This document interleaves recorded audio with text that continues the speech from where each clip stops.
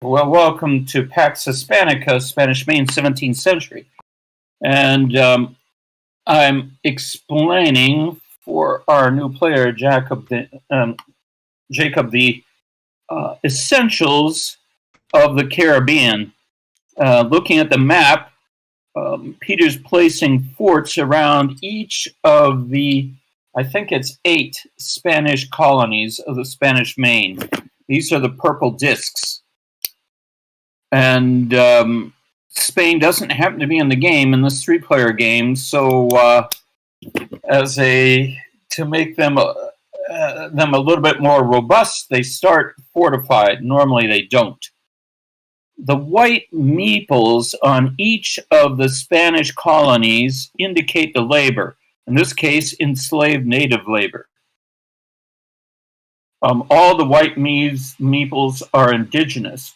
Some have been enslaved by the Spanish to their colonies, and others are still wild and free, living on their intertribal sites. For instance, here in Española, we've got 2 particular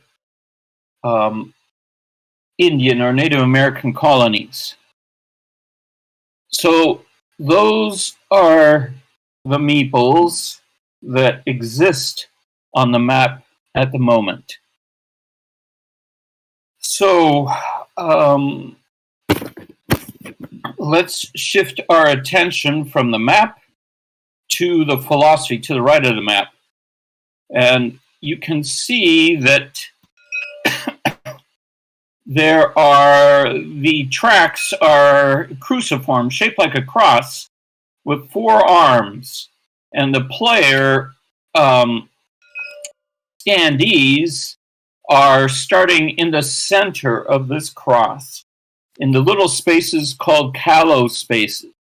Now, Callow is a word that means young and inexperienced, because in this game you start as a teenager, not in the Caribbean, not knowing that much, and you have to, as the game progresses, decide upon your career path.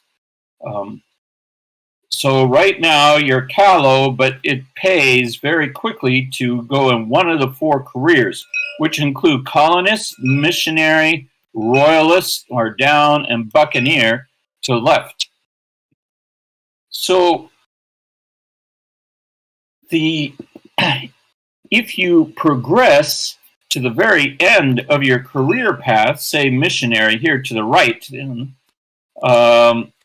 and you fulfill the victory condition shown just associated with that particular path, in this case abolition, then you win the game. In this case, for abolition, you have to win. You have to be in the extremist position, extremist missionary, and most righteous missionary, have 1 peerage, and all the slaves on the map have been liberated. If you do, you win the abolition victory. Each of these 4 careers are associated with a different future that is possible in the Caribbean. Peter, can you flip over the top card of each of the 4 decks? Mm-hmm. So, one is that the Caribbean could become abolitionist and free of slavery.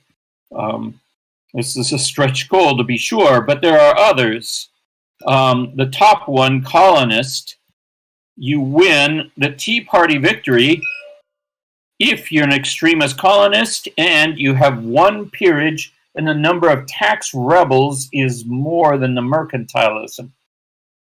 So, in other words, this means that the Caribbean has gone independent.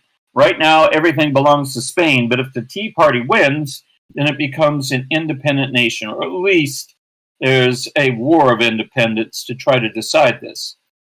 I'll mention the mercantilism is shown on this dice in the lower right corner of the philosophy track. And so if you can generate tax rebels on the map to be more than the mercantilism, and you have one peerage, and you're in the extremist position, you win the game. If you look in going to the bottom, royalist, this means you win the Sun King victory if you have one peerage and the war coffers are full. Now these are the war coffers here. There's they're labeled 1 to 9, and they're sort of associated with the 9 Years' War.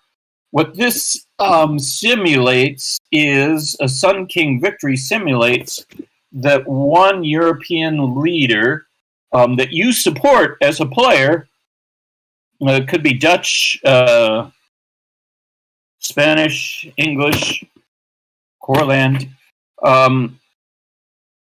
is using the treasures of the New World. From the Caribbean, you import treasures that fill up these war coffers, and if there's 9 of them full, and you're the most loyal in this spot, and you have one peerage, then you win the game. Quick question: should the coffers start at 9? No. No. This goal. Oh, that's especially. Yeah, I get it. Okay. Yeah. Sorry. So we're going to use little house markers as chest here, and Sure. right now the war coffers start empty. I see. But they may fill. I don't know. They may fill up. It's a little bit controversial. Just how good the Sun King is. And the last victory condition is El Patron. In other words, you become an extremist buccaneer, and you've got 3 peerages. And you're the extremist buccaneer. So, those are the victories. You notice that I said peerages here, and you need peerages in order to win. You need 3 to become the godfather of the Caribbean, and you need 1 at least for the others. And the peerages are all found in the royalty deck here. So there's 4 decks, 4 primary professional decks here, each associated with one of the victories. There's a ship deck found here. There's a colony deck found here. There's a mission deck found to the right, and a royalty deck found below. If you're in if you're no longer Callow and you're in a profession, one of these 4 arms, then you have an advantage for gaining these particular cards. And in particular, this royalty deck has what are called peerages. If you're able to grab a peerage, you put it into your tableau, and it counts towards your eventual victory. Now, what is a peerage? A peerage is just some noble title, such as in this case a knight. But there's also cardinals and dukes and inquisitors.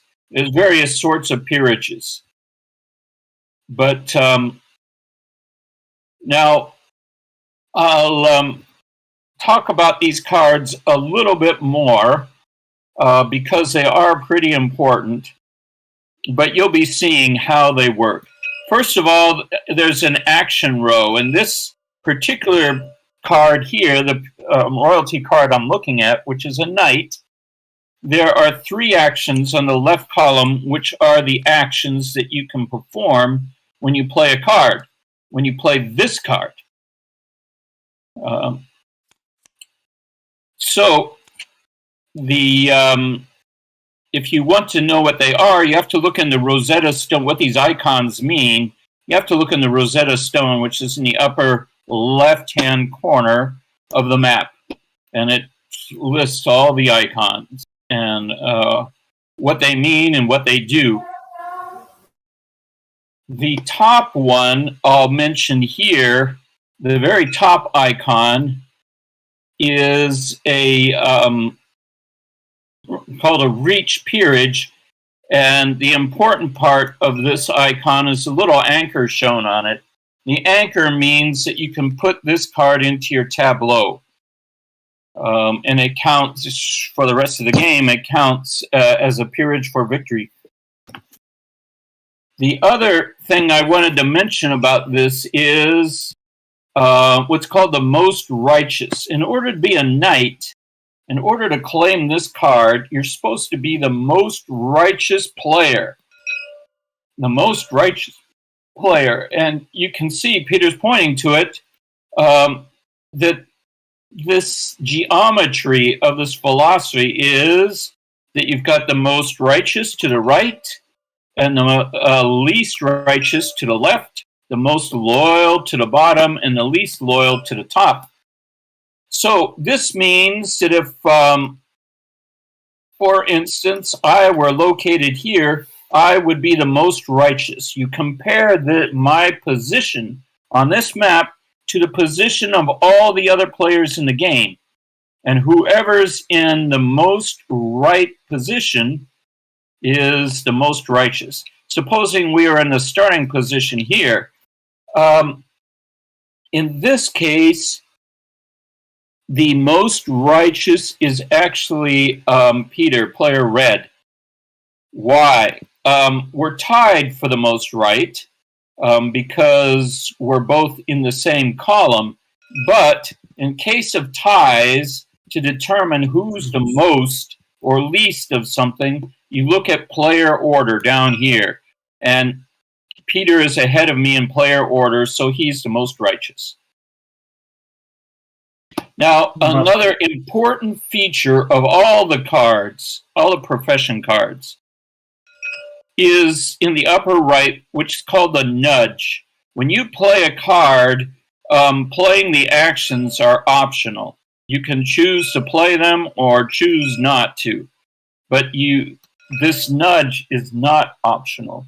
This shows, if you play the card, which way you move on the philosophy board. So this is how you maneuver on the philosophy board. In this case, if I were to play this card, the first thing that would happen is I would nudge down. That's this crown with the downward arrow means I would move down by one spot.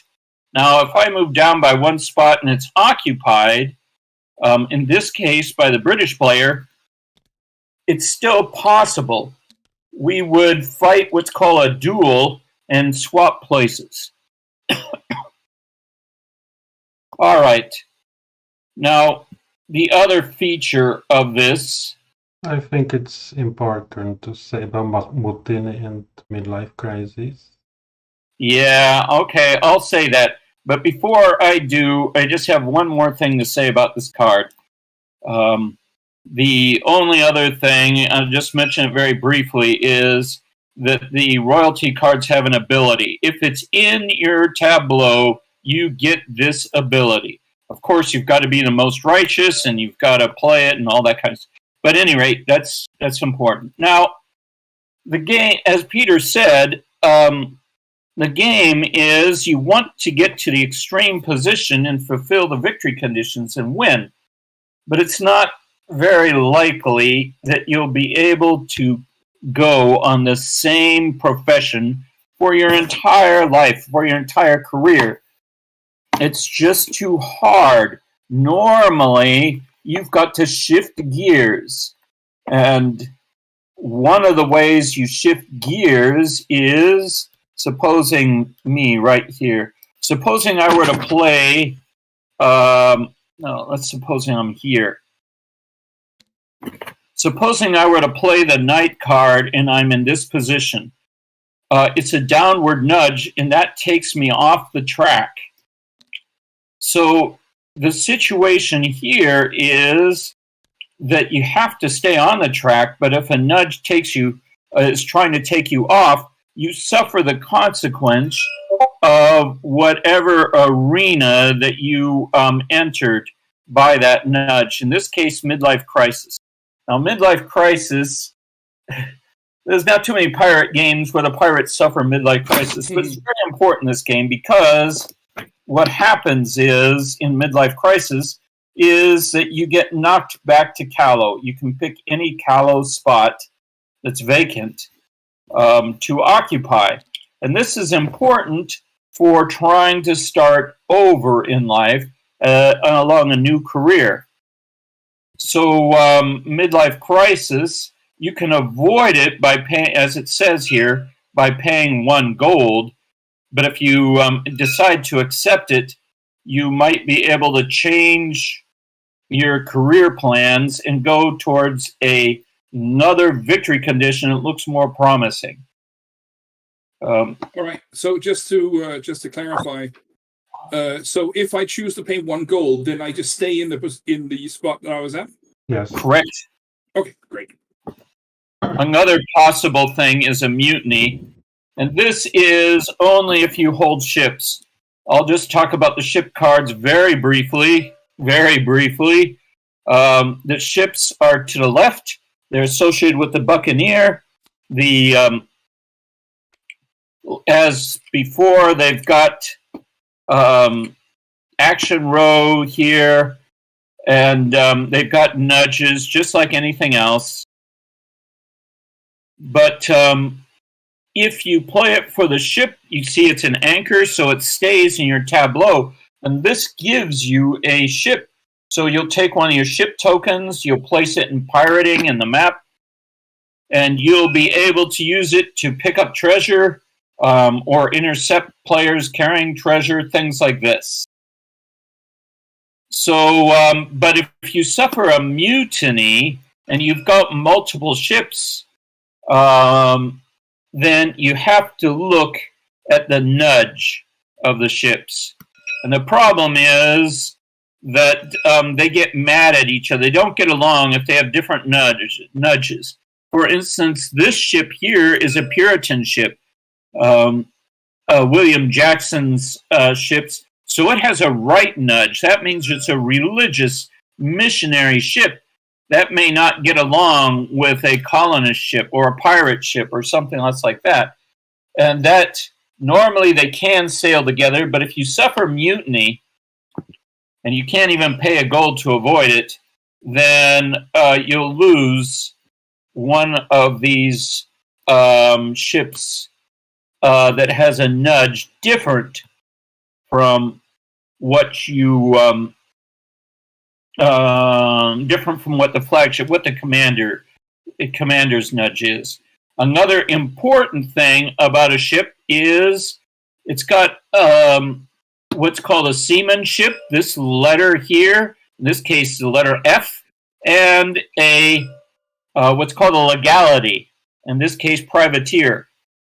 So the seamanship is how good they are in sea battles, with A being the best and Z being the worst.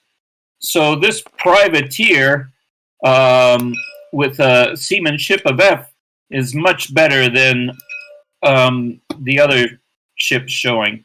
And the legality is used according to this table, which we'll be seeing later on the Rosetta Stone, is how ships pick up treasure. If it's a plunder ship, it will try to steal the treasure. If it's a smuggler, it'll try to smuggle it. If it's a conquistador, it'll probably just do legal export. And if it's a privateer, it depends on whether or not it's war or pax, if it's peacetime or war. You can see that on this part of the track, we've got both the Anglo-Spanish War, the Pax Hispanica, and the 30 Years' War showing on this track, so you can tell if it's peacetime or war. And so that's all I wanted to say, I think, about these cards. I'll mention that the Haven cards also they'll also be going into your hand, and you can play them, And you can play them two ways. You can play them for their action icons, just like any other card. Their action icons are special, but the important part is that you can play them for those action icons. The other thing you can play it for, as I mentioned before, you can play it to ambush a player with treasure, or who you want to attack. In this case, in New Providence, the sea zone called New Providence, by playing this card. So you can play, in other words, you can play this Haven card outside your turn on an opponent's turn to interrupt his move and initiate a sea battle. So that's the basic part of the game. Now, I want to talk about your playmats for a second, because there's like two more concepts that you can't really get started without knowing something about it. So you are player orange, a Dutch player, and so you notice you have two columns here called sway and reach. All right? Yes. So you've got little Bibles and you've got little colonies. These discs are colonies and the Bibles are missions. So supposing you decide to, by playing an action, a colony action, you decide to start a colony. You can start your colony any place. There's a circular spot, empty circular spot on the map. Like supposing here in Venezuela. So now you've started a Dutch colony. Now, but only on the white. Yeah, only on the white ones. The purple ones are reserved for the Spanish player. So you notice that playing the colony gives you an advantage in sway. Because with that colony on the map, your sway has improved to 2. Now, if you play a mission card and play one of your missions, say, to missionize the Indians here, I didn't do that very well. You sent a missionary to try to educate the Indians, teach them to read and write. You can see, well, your reach has not improved yet, but if you have enough missions, it will improve. So reach and sway are very important parameters in the game. The sway is your hand limit. And it's a max number of actions you can play for each card that you play. You see that the cards have a bunch of actions. But when you play them, you have to pick the actions you want to play. But you can't pick more actions than your sway at that moment. So if you've got a sway of 4, then, hey, you can play all 4 actions. And you can keep 4 cards in your hand limit. Now, I'll just mention here that your special ability is that you increase your hand limit. It says up to 3 Haven cards do not count against the Dutch hand limit. This means that your special ability is your hand limit right at this moment in this demonstration is 2, which means you can hold 2 cards in your hand plus 3 more Haven cards. So you have an advantage, a small advantage in this. Your reach is the number of cards drawn during a professional draw. So what's a professional draw? A professional draw is when you have a profession, that means you're not Callow and you're one of the profession tracks, one of these gray tracks, then you're able to draw cards from your profession. And the number of cards you can draw is equal to your reach. So the reach is really important, actually. Now, if you don't or can't professionally draw, maybe you're Callow and have no profession, then you have to go through what's called an auction for the cards that you want. And this can be expensive. But if you're in a profession, you can skip the auction and go for a card. So the last thing that I want to talk about is a little bit about these colonies and missions. How can they survive? One important thing is that the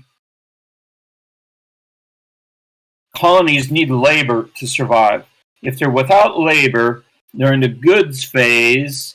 If they haven't been able to get labors during that moment, the sequence of play, then they'll die. The colony will starve out. So you're always trying to get labor. You can get labor from citizens, or you can get it by enslaving the natives. Now,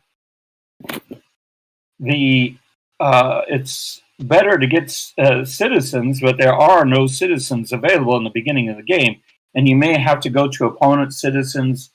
There are situations like that. Now, the other thing, the missions. So here we have a mission that we started in Venezuela on the Pearl Coast. Now, this is just one guy going into a native village, not knowing the language and not being armed or having any clout whatsoever.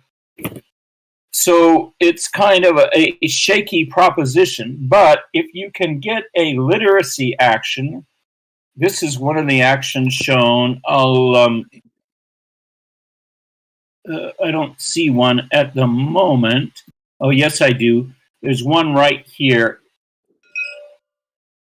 If you play this card for its literacy action, then that means you educate the Indians, teach them how to read and write. And when you do, they become citizens. And you exchange the white meeple for an orange one, because now they speak Dutch. And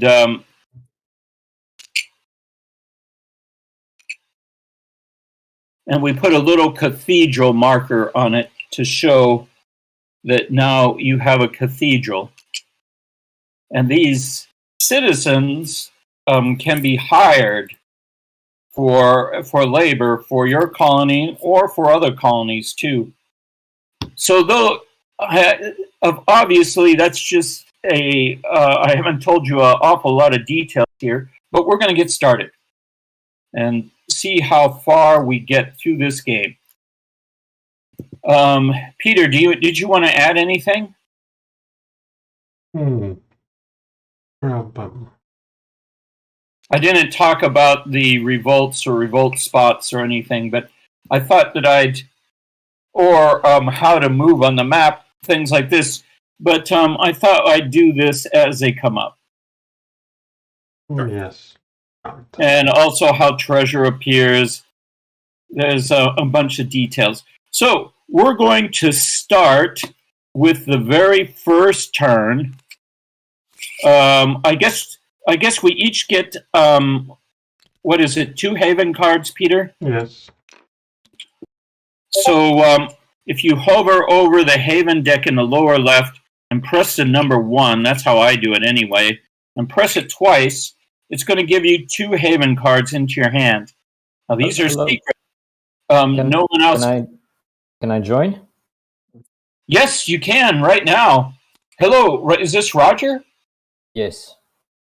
Yes, go ahead. Pick a side. Are we playing without Spain? With 4 players, we can play with Spain. And I am afraid of Spanish Runaway, which we've seen a couple times.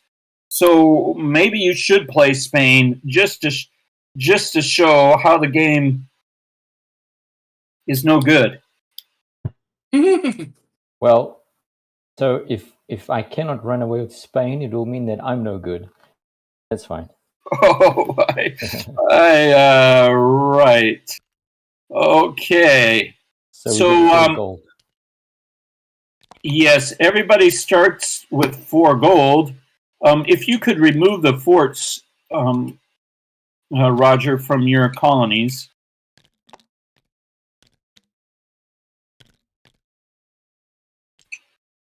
So, if I can just ask another question. So, am I the only one who hasn't played this before?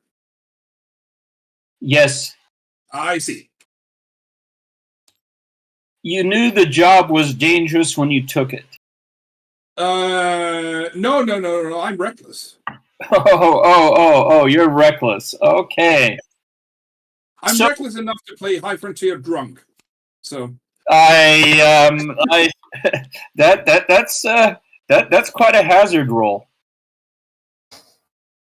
All right. So Roger, as the Spanish dominance, you get the first turn. No, I'm sorry. I'm sorry. Forget that. We're still in the goods phase. So the goods phase, we go through a little sequence of play shown here. We determine player order. That's done. Cathedral replace. There are none. Labor acquisition. If there are colonies without labor, they grab labor. There's colony tie-off. If they can't get labor, there's goods placement. Now, this is the first pertinent action in the goods phase. Roger, as a Spanish player, I guess it's most appropriate for you to place these treasures. Now, if you look on this, it shows 2 treasures to place. It shows salt in Nova Andalusia, and it shows pearl on the Pearl Coast. So we've placed 2 treasures, one in Venezuela and one in Nova Andalusia, in each of the treasure colonies, of which there's only 1 per state there. Now, producing this treasure causes labor attrition, which is slave attrition, which is the next one. So those slaves... quick question. There's no colony at Coro now. Yeah, it disappeared. Yeah, okay, great. Someone probably needs to clone it for me. Oh, I see. Okay, it disappeared in that sense. Yes. Yeah, it disappeared in that sense. So, Phil, if you can promote me or Roger. How do I promote? Where do I hit? Oh, if you right-click on name in the right corner. Oh, right-click on the name, yes. And promote. Peter. All right. Promote Peter, yes. And I'm also going to promote Roger, because I don't know how to do these things. I need these promoted guys to do it. There's also no meeples, no white meeples, so we have to fund them. Oh. Yeah, we're 1 meeple short as well, yeah. All right, that's it. Good. Goods are placed. All right. So the goods are placed. Now, the next thing is slave attrition. And slave attrition means these slaves, especially the Native American slaves, die off from the brutal conditions of producing treasure. So any place where treasure has been produced by slave labor rather than citizens, we remove the slaves as killed off. And then finally, there's earnings. These are only for citizens, and there are no citizens. So I'm going to hit the next turn button because we have finished the first year of 1598. You see that in the goods year, there's no real player decisions. Not many, anyway. So it's important that if the slaves are working, it's for free, but they die. playtest. I know. Alles okay? There's something important. Okay, was ist los? Give me one moment, guys. Okay.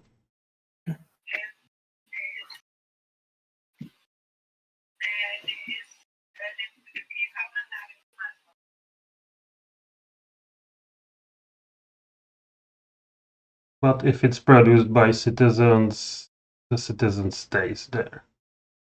But it takes some money to hire them. You need to start some cathedral first.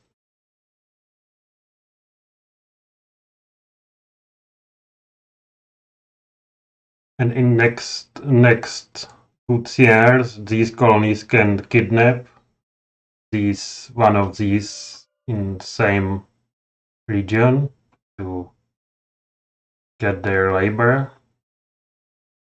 But in sometimes it's not possible. Colony might die off. It's possible to carry some slaves on ships around the map.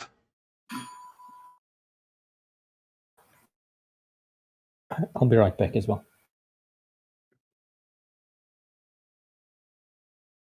And we can't play cards until the play cards phase, right? Yes. Correct. Okay. In the auction, we get cards. Yeah. And in the play phase, we play cards for the icons and move around the philosophy board. And in sell phase, if you have ships, you can get some treasures, pick it, and carry it to Europe. Or you can try to ambush some ships with treasures, and battle will start.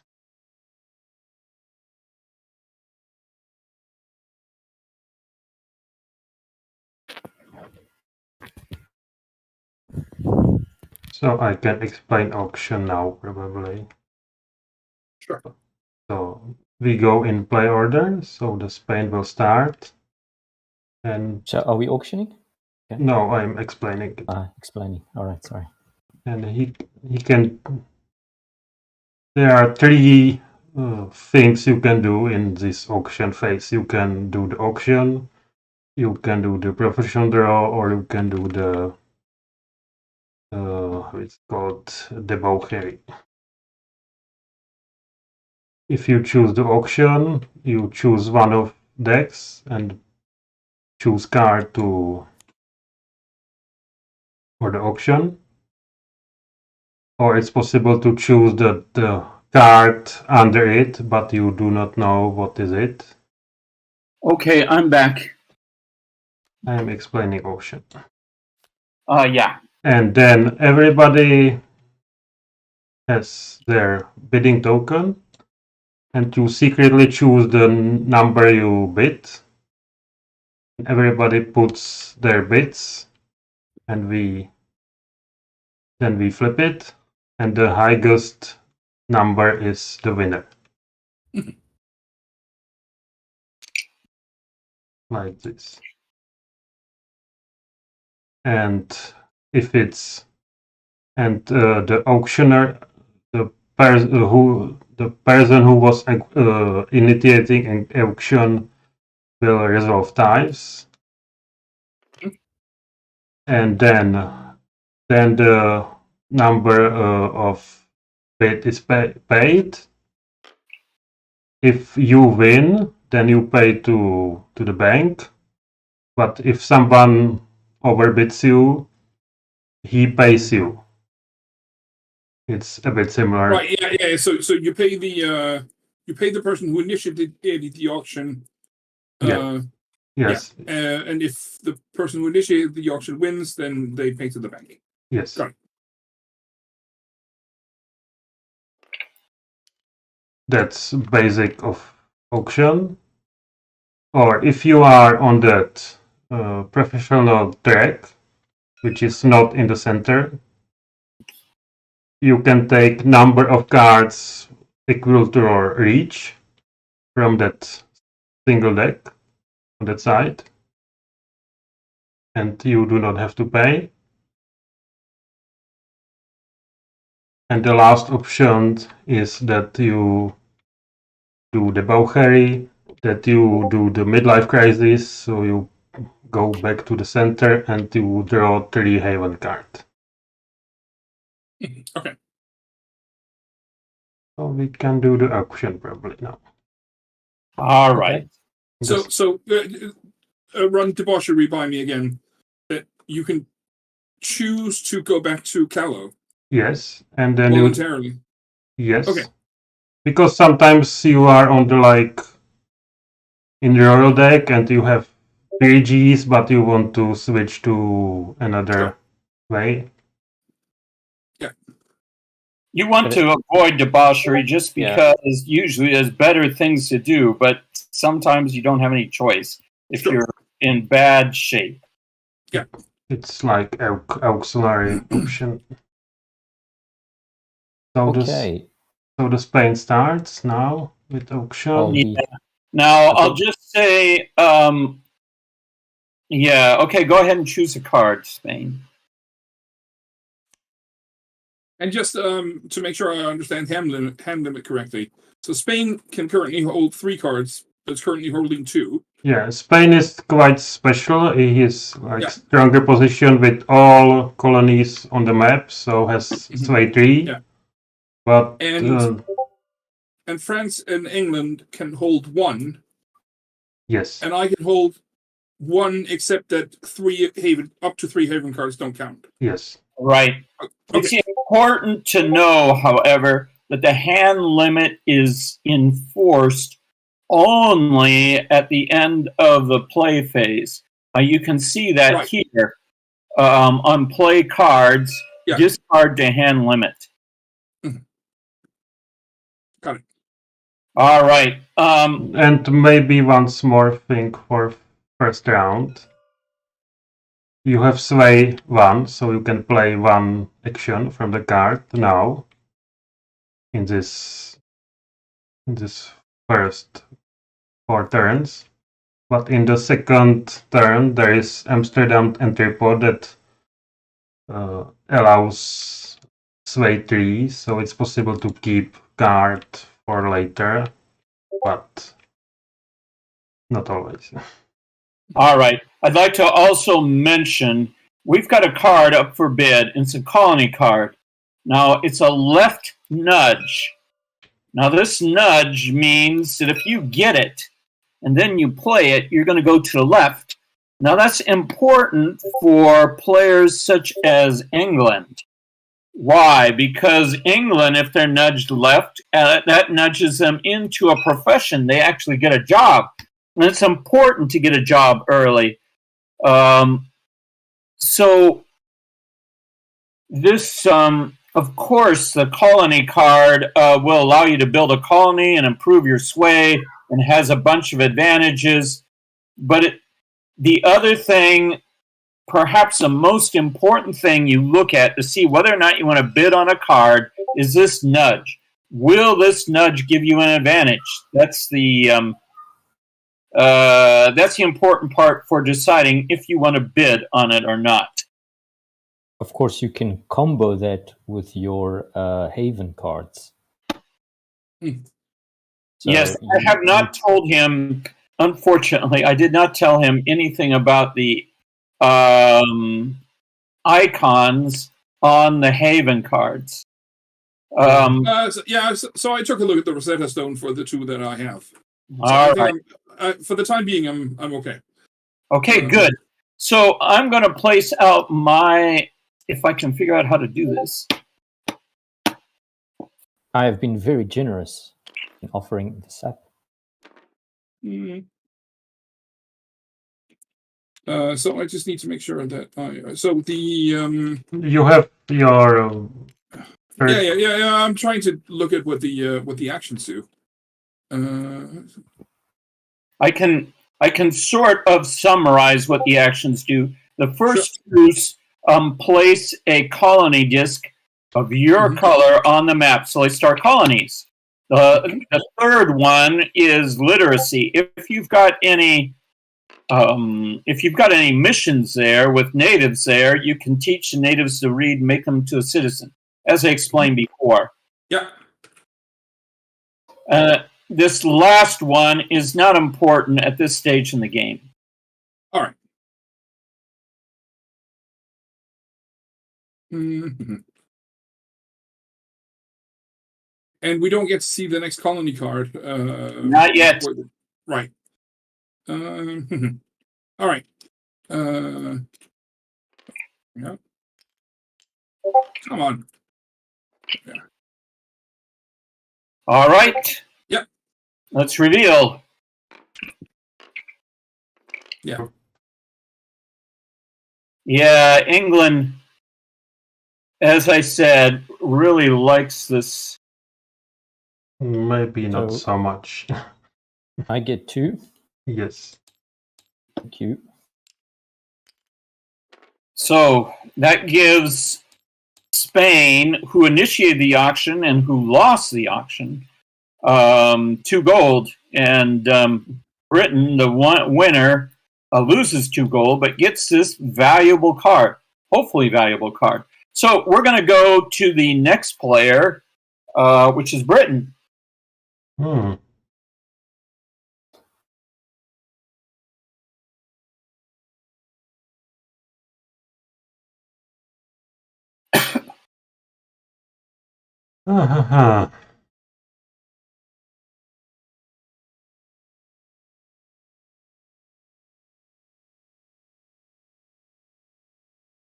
will use the bullet action for the period, or the royal. So nobody knows what is it. All right. So Peter's chosen a special type of auction called buried treasure. Now, buried treasure means that you get to pick one of the 4 decks and auction the next card down. Now, this card's face down, so nobody knows what the card is. So you're bidding on a pig in a poke. You don't know what it is, but it's some kind of royalty card. So it could be a valuable one, but it's hard to say.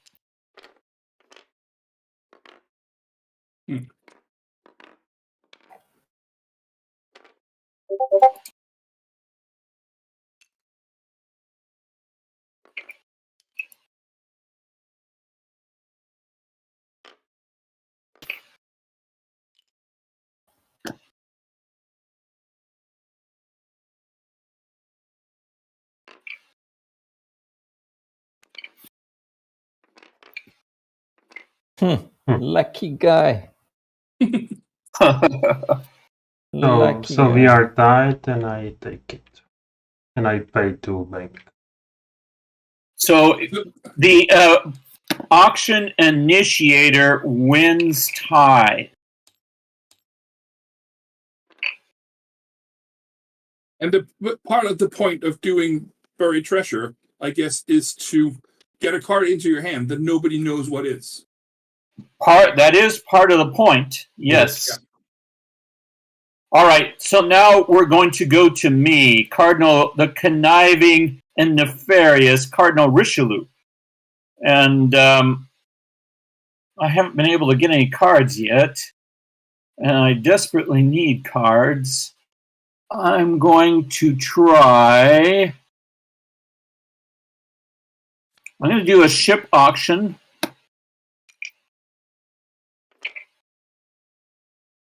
And this ship is a really poor seamanship. It's a privateer. We happen to be in war right now, so it's not very great.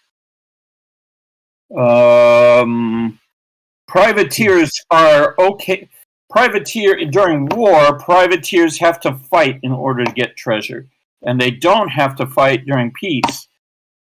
And they're not very good at fighting when there's only one of them. So this is not a great ship at all. But for me, it's got a useful nudge. And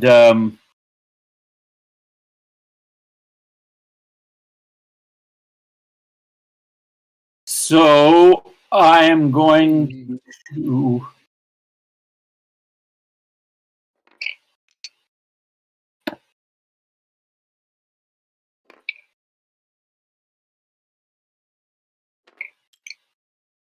I'm largely guessing as to whether this is a card that I can use, but I see a point to this. All right, good. Now I'll just mention that ships, even though this is a very poor one, they're necessary for getting money, and they're necessary for getting havens and things like this.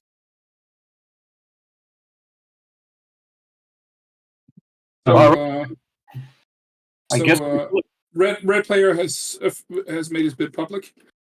yes, I he doesn't have any gold. I have 0, so it doesn't matter. Oh, right. I get it. All right, I get it for 2 because I'm tied. So now I'm going to decrease my by 2, and we go to player orange. That's you, Jacob. Sure. All right.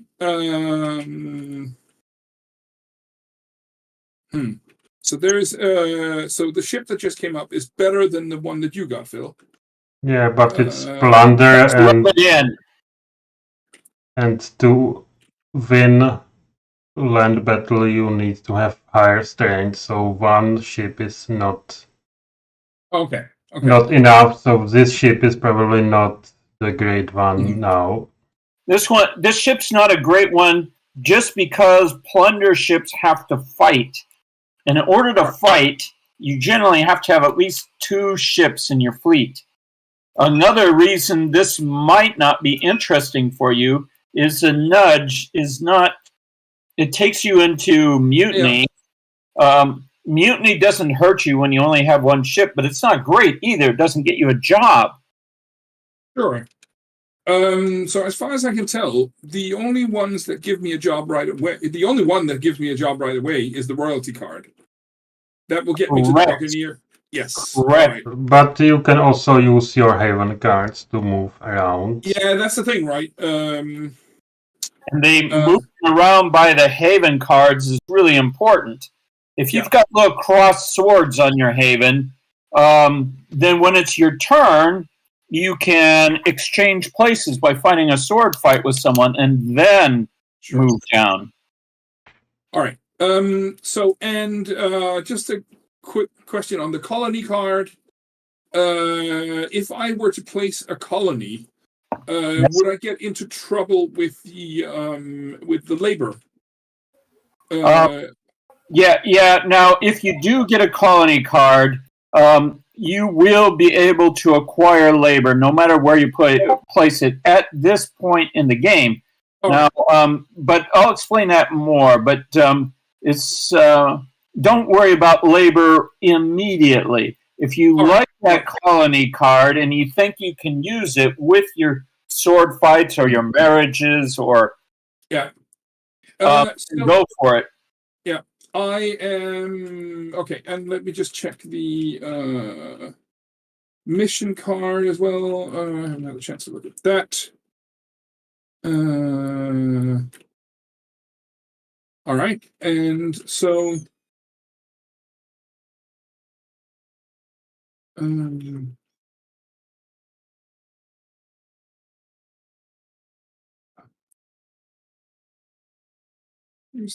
it is.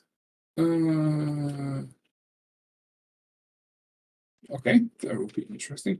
Okay, I'm going to do something that is perhaps a bit strange. I'm going to put the mission card up for auction. You are? Yeah. That is okay. All right.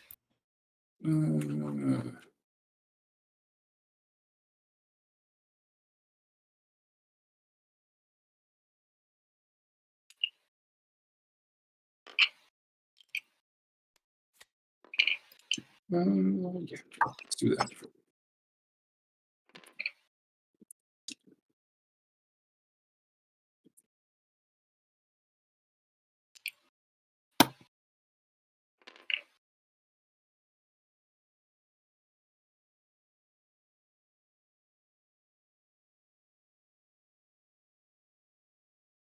And who are we missing? We're missing Roger. Yeah. The Spanish are pondering. They're discussing with the royal court whether You don't have any cards. What are you going to do? Sit out this game? maybe. I mean, you said I was overpowered. I'm going to prove you that I'm the worst player around. I think we should be careful with our friend England. I'm going to play it nice. Playing it nice. Okay. Playing it nice. There you go. So I get to choose between. Yes. Correct. Whose money do you want? Yeah. Let's see.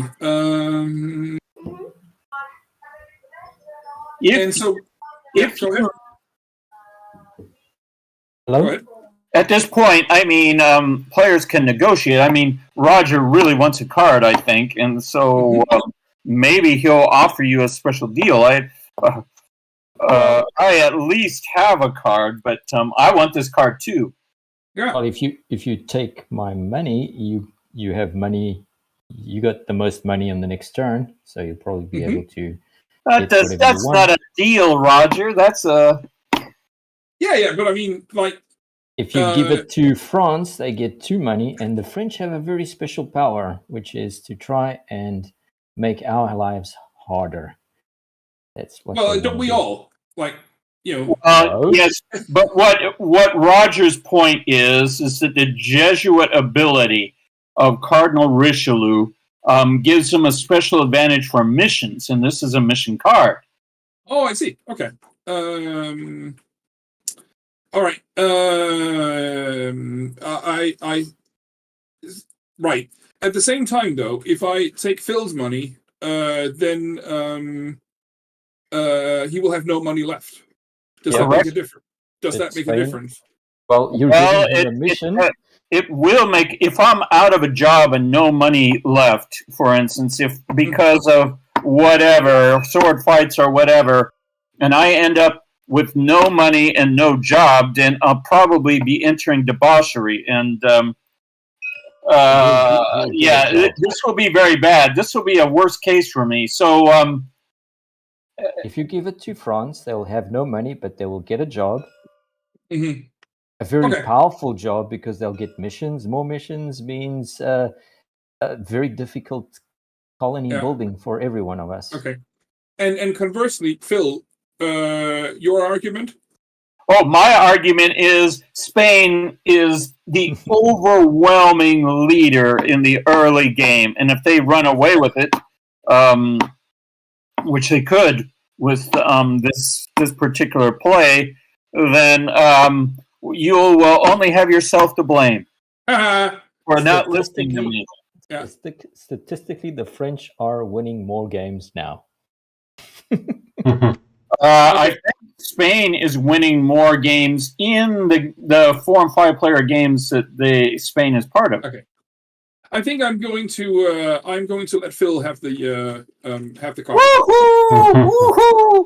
Victory! Spain will never forget this. I'm sure. All right. So I'm taking the money and. Yes. I'm trying to take this. Yes. Okay.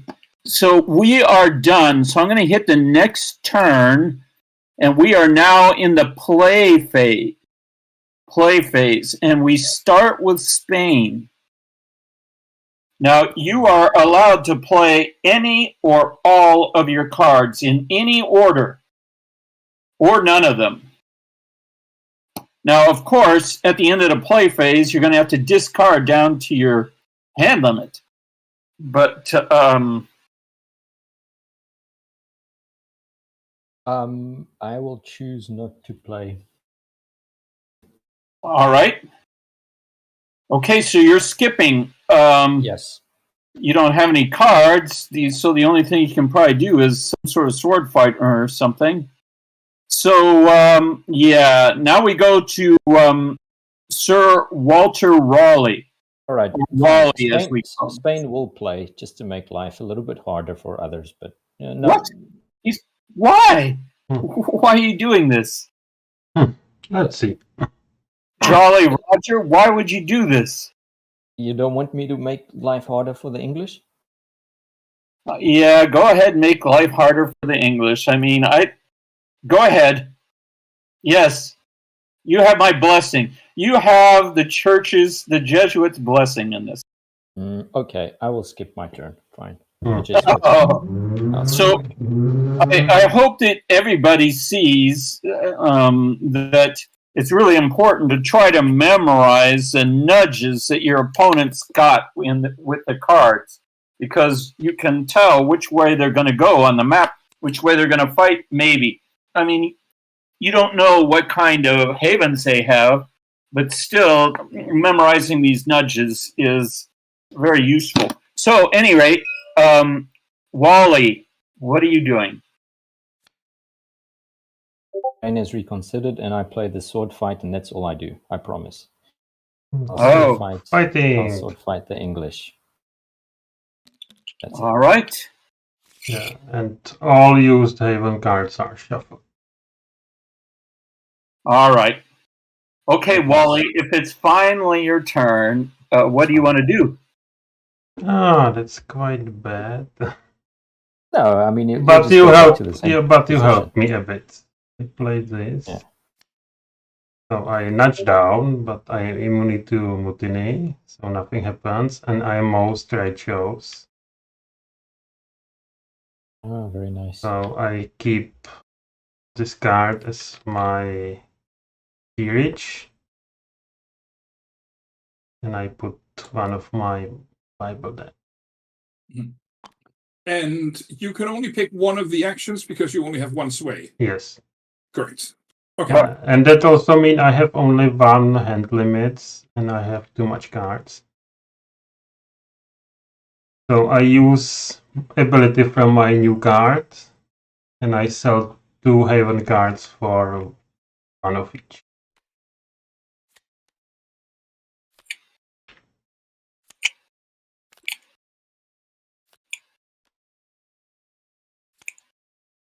And I am done. And they always get shuffled into the deck. Yeah. Yeah. Otherwise, you can sell the normal cards for 1. All right. And it's also possible to negotiate with others to exchange cards, monies, or... All right. Wally, did you finish then? I am finished. All right. So now it's my turn. So the first thing I want to play is the ship card. So I just want to show that I'm playing for the top action on this, which is an anchor action, which allows me to place it into my tableau in the ship area. It also allows me to take a ship and to place it into pirating, because I have one ship now. The first thing I'm supposed to do is nudge, and so I should have done that even before I did all that other stuff. It's easy for me to get screwed up. So I nudged to the right because this is a holy ship. Now, the second thing I want to do is place my mission card. First, you get Haven card for arriving to pirating. Yeah, I do get a Haven card for this. Every time you add, like it says here in the little note, every time you add a ship to pirating, you draw a Haven. And so I'm going to do that. Thank you for reminding me. And I'm playing this other card, this mission card, which will also nudge me to the right. And I get to start a mission. And I'm going to start this mission.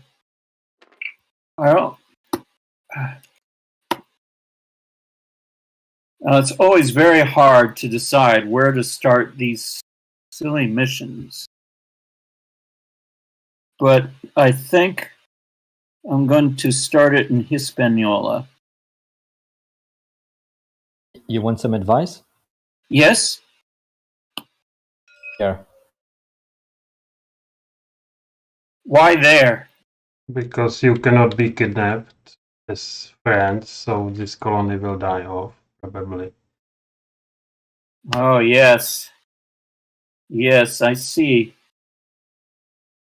Yeah, but for all other players, this will be bad spot because they will lose their mission. But All right, I'll try it. This is a bad spot, as Peter says, for every player except for the Jesuit, because they have a special ability. Okay, so that is it for my turn. That's everything.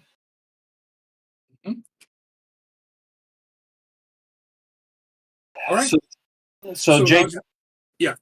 Okay. So you said that it was all important. right, I've got to discard down to hand size, and so I'm going to discard this one and this one. yeah, we can make a deal. Who do you want to make a deal with? You wanted your. I will your pay you sword fighting. 1 gold for your 2 Haven card. You'll pay me 1 gold for 2 Haven cards? Well, yeah, that's a deal. I mean, I'll give it to you. What? Take them off the top. Okay, since that's a deal you're willing to consider, I will also bid 1. Whoa! And I just let you win a tie. That's true. Okay, I'll take your money. Look, you're all playing 2 francs. Yeah. Well, I mean, the Dutch player has a huge hand limit, so yeah. When it comes to Haven cards, so Yeah, I am doing this because I can sell them, but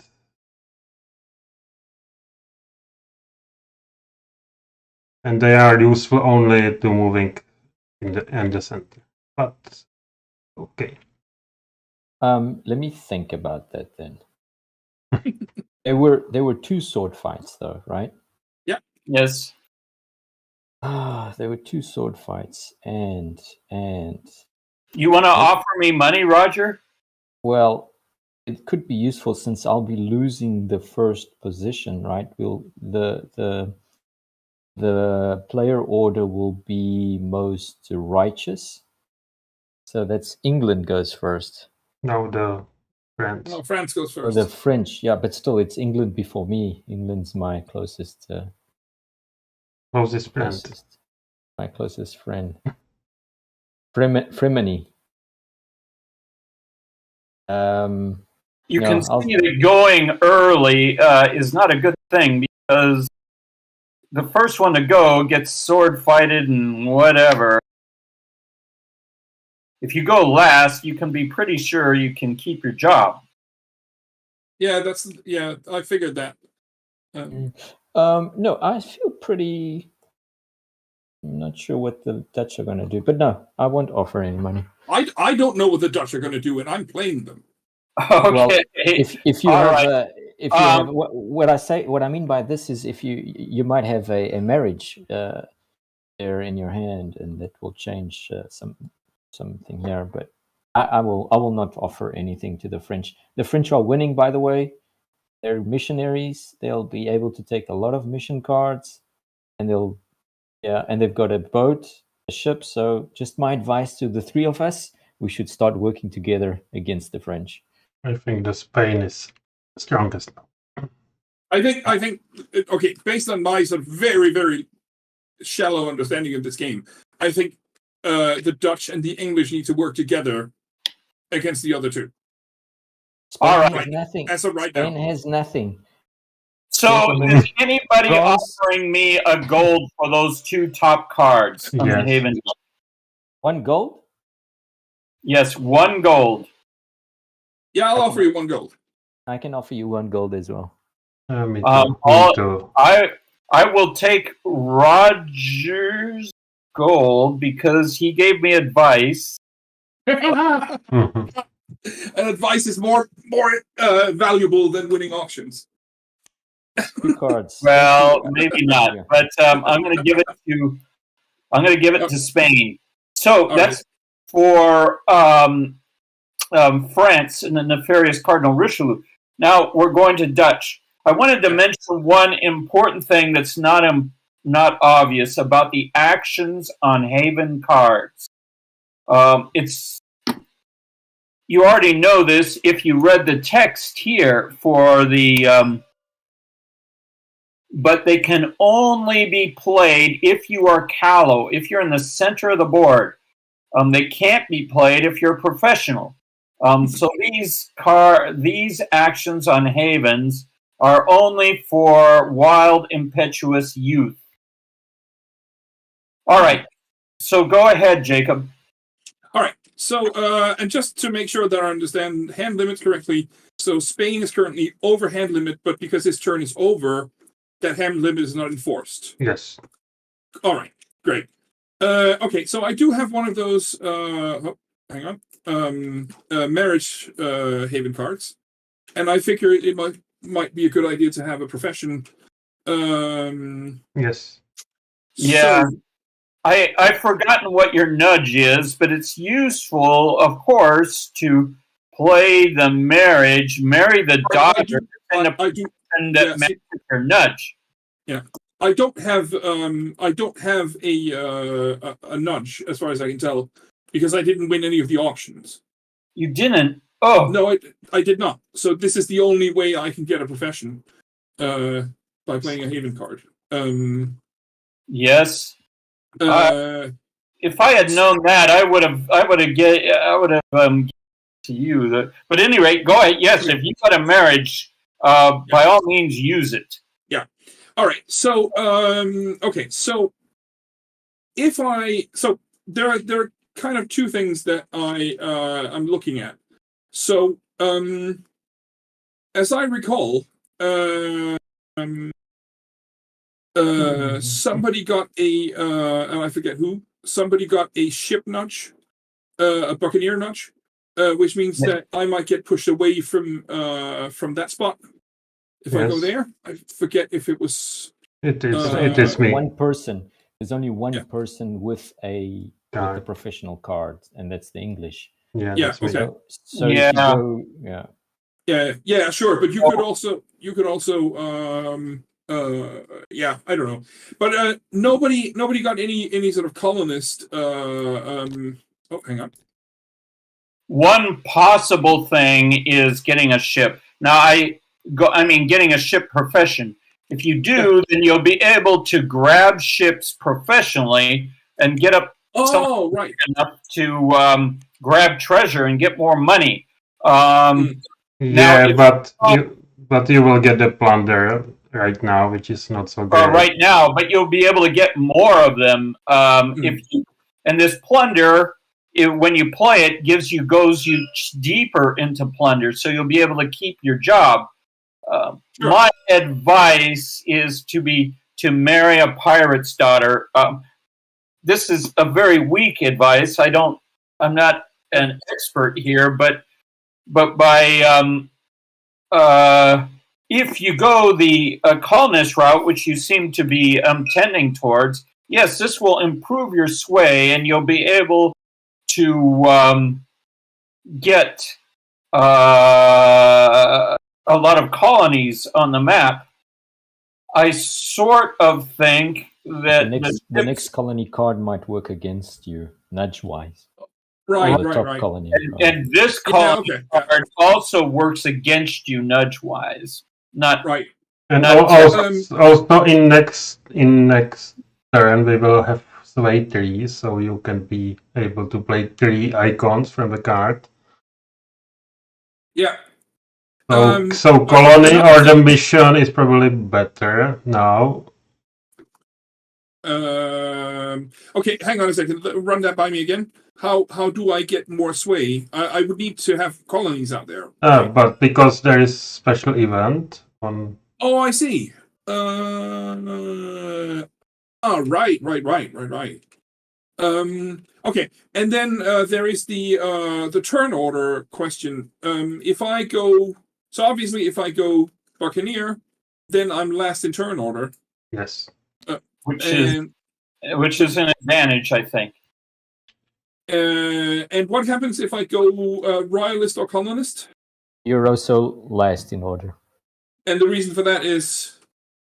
Because the positions don't change. Oh, okay. So then it's maintaining the positions. Yeah. Yeah. Okay. So you would have to go missionary. If you go missionary, you'd be third, and that's the most. Yes. That's like, yeah, the lowest number order, let's say, that you can reach is if you go missionary. Mm-hmm. And all the other three will always put you in last order. Yeah.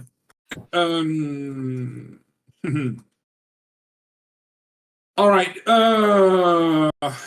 So I'm okay. So I'm definitely not going missionary. Let's okay. So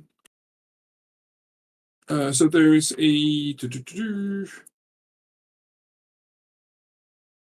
Sorry, I'm just yeah. So we're doing the draws before we're doing any nudging.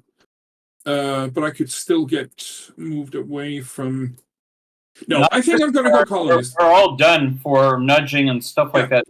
Yeah. So I think I'm going to go colonist. It might not be a good idea, but I'm going to do it. All right. That may work for you. I don't know, but I'm going to hit the next turn, which is the sail phase. Mm-hmm. So starting with, I guess starting with me, since I'm the only one with a ship. You can only reconnaissance in the first season. Yeah, so I am going to do a reconnaissance. Now, reconnaissance just means basically to do nothing except return to pirating, which draws another haven. And this is about all that I'm actually able to do. Is it just one haven, reconnaissance? Yeah. Okay. All right. So let's go on to the next turn.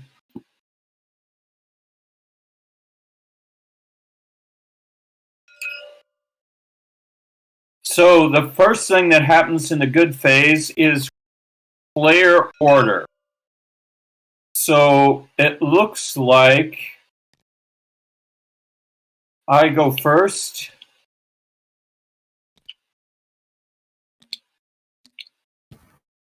Hang on.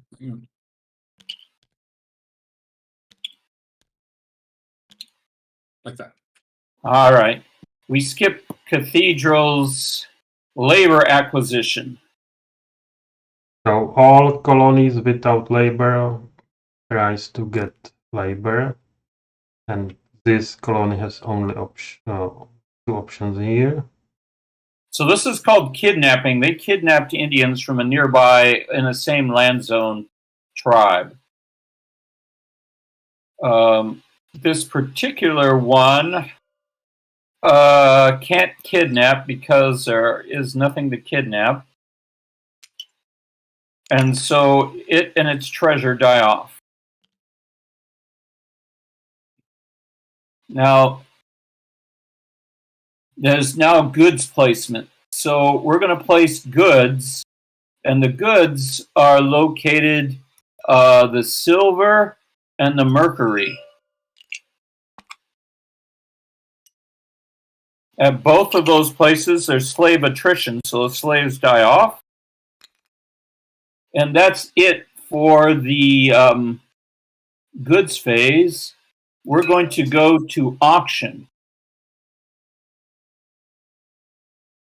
and we're starting with me, and I've got almost no money, so I'm going to be forced to just take the top card. That's all I want to do, and that's fine. And that's the professional draw. This is called professional draw. Yeah.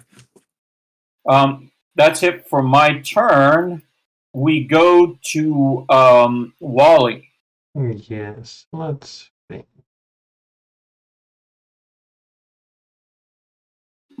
So, but your sway is 3 in this turn, right? Yes. So, Yes. Okay, so you only get 1 card, but yes, because that's the reach. Correct. Yeah, okay, got it.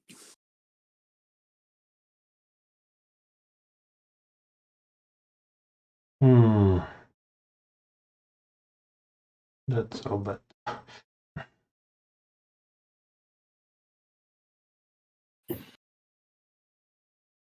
I do the Bauheri. Option. I mean, you've got a nudge that. Maybe. Now I do the hidden auction of. Again?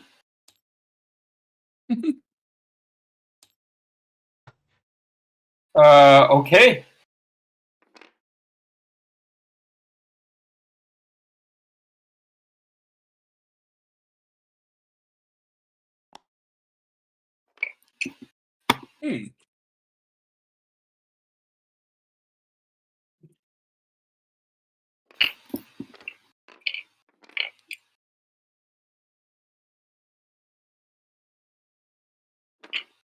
Hang on. Where did my... I think my... Oh, there it is. Yeah. Okay. Whoa. Now I get 3 gold.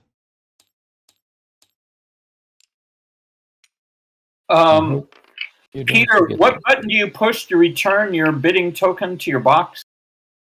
If you check the options on top and gain keys. Yeah. Try Y and see if maybe it's already configured. All right, I'll try Y. No. No. Then you have to configure like Peter was suggesting. And that's under options? Options and game keys. The last option.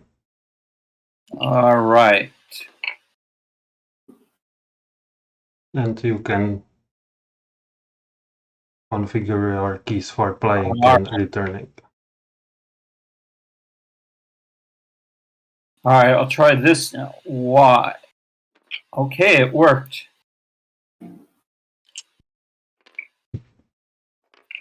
Thanks.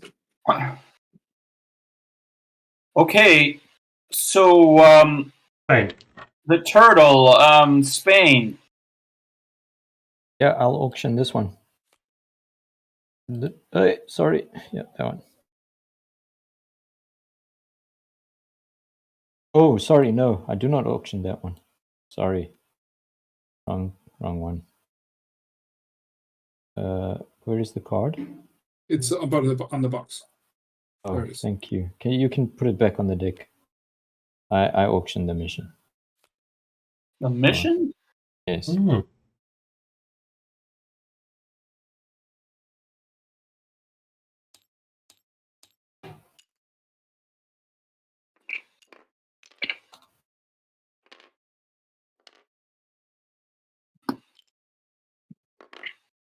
Something's wrong with my thing here. Oh, I've got a large ping.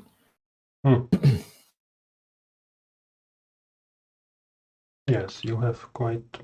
Okay, I'll announce mine. Yes. I auction 2. I bid 2.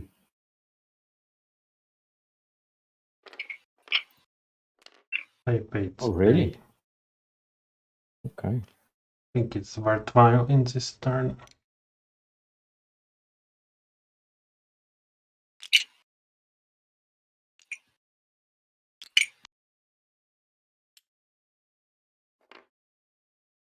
All right, Jacob. So I get to see the next mission card, right? But you take the card. No, I didn't. The Roger. What? Sorry. I So took the top card on the mission deck needs to flip over, right? Yeah. Yeah, I've got a very look! It's a colony card. It's a colony nudge. Wait! I paid 3 for bits. Oh, did you pay 3? So I win. Oh, I'm sorry, Yeah. Peter. I didn't notice. I've got a very big ping, so Yeah. take it. Sure. I forgot. I didn't notice. All right. So. So you have 5. Yeah. Thank you. Yeah. So you can continue. All right. If you plus mission auction, you it on auction. All right. So I'm going to put the. It was my turn, right? Yes. Yes. You can click on button under it. I'm sorry. There are buttons for putting. Oh, I see. Okay, great. Okay, I'm going to put the mission card on auction.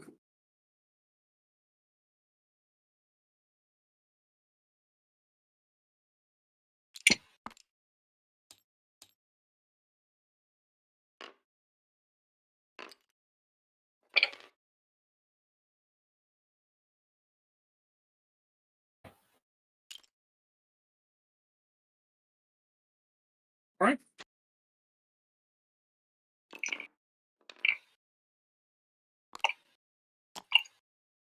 Okay, so I win it.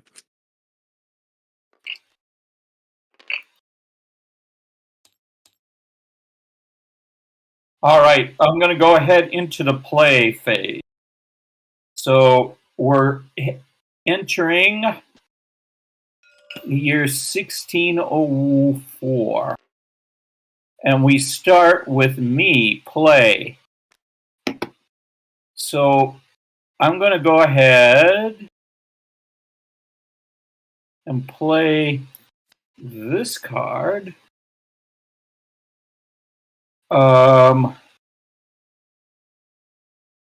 start another mission somewhere. Please nudge first. Yes. Yes, I nudge first. Which places me here. I'm having trouble moving for some reason. There. Got it. And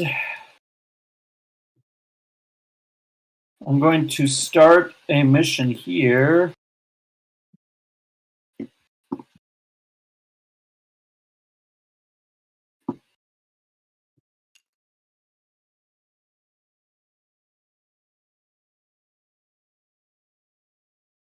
Let me think about this for a second. Do you want me to give you a suggestion for 1 gold? I'm happy to give you a suggestion for 1 gold as well. No, I am not taking these 1 gold suggestions this time. No, sorry. Well, it would make you money. Fine. It would make me money? Well, I think I'm helping France too much. They're getting so strong. Yes. So, but it would make you money. Immediately. It would make me money immediately. Yes. But this is all the money I have in. Well, but it's going to make you money. So you're going to have more. Okay, I'll pay you a gold. What is advice? Here. All right, I'll do that. If you're doing a mission. Yeah. I started 2 missions, and I think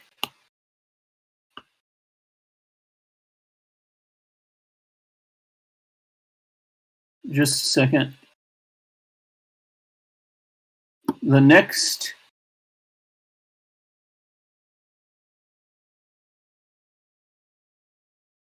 I will give you another suggestion if you give me your boat. No, I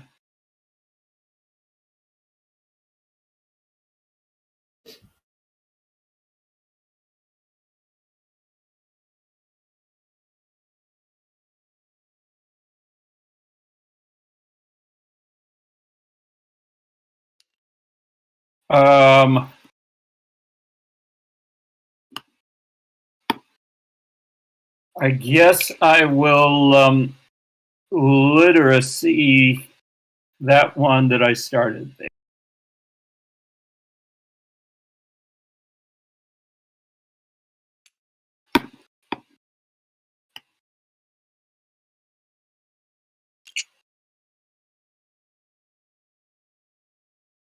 Okay, now I have to make.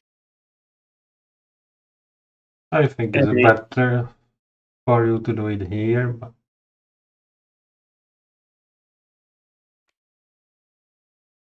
I'm going to throw away a card. Oh no, we've got sway equals 3 this turn. yes.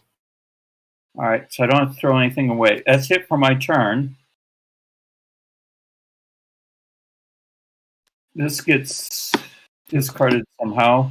You can press the button for discarding. Sorry, which key discards?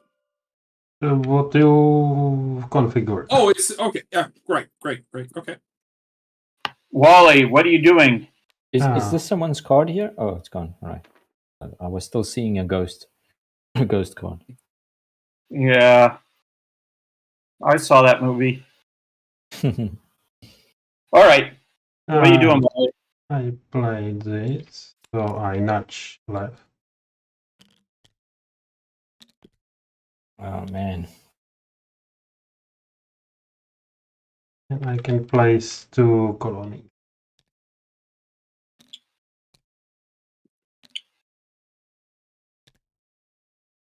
First, I place 1 in grass.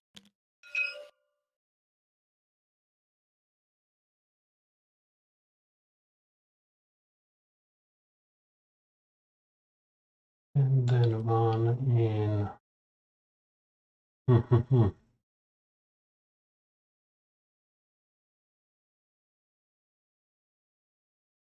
Peter.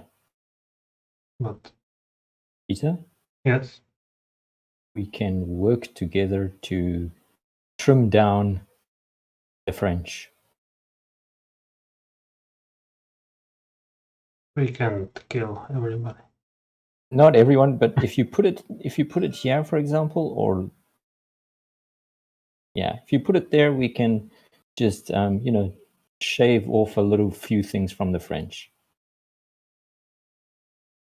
If you're not moving from this position. Oh, this can be good. That will help us.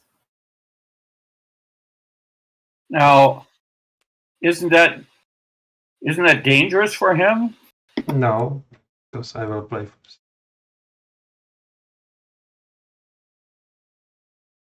And I played this card, so we. And you place 2 colonies. You're not taking a third action on the. I cannot. Okay. There's nothing interesting for his third action. Sure.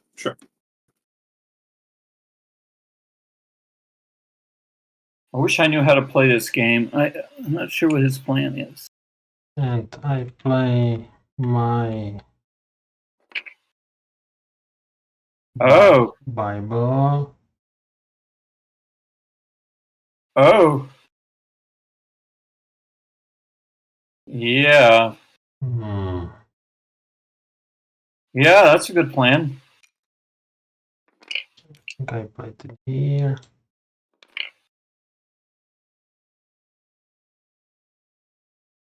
And I make it Now, why not in Panama? I mean, We have a deal in Panama. but isn't he a risk at Panama? Or Why is it a risk? Oh, I thought he was at risk because there's 2 colonies that will need labor next turn, or no? yes. In Panama? Next Yeah. turn? In 2 turns. Yeah, perhaps. Oh, maybe it was not the great. Oh, I will. Oh. Yeah, I think that's a better move. In my opinion. And Mm. this, Just out of and curiosity. this colony might be on some, but there's not like. By the way, you can also use the colony action to fortify an existing colony. Correct?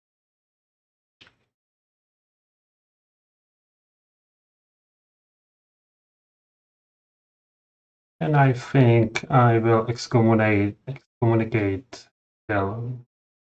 Cardinal. I have more But peerages. how many actions did you do? So you did a Bible and a literacy and an excommunicate. Okay. Yes. The French get excommunicated. Yeah. Yeah, that's what. Yeah, that was what I was going to ask. Whether that wouldn't make sense to do here. That It makes I'm at the Bah. Bah. All right. So you suffer midlife crisis. Yes, I suffer midlife crisis. and run that by me again. So you obviously don't have the money to pay to avoid it. You cannot No, avoid it. no. Excommunication is forces you into Callow. Oh, I see. As Okay. if a midlife Yeah, crisis. yeah. But Oh, okay. but you can't avoid it. The Pope, you can't avoid the Pope. Oh, I'm told he can be bribed. And I am done. Okay, and midlife crisis just means he moves back to Callow somewhere. Okay, Yes. got it.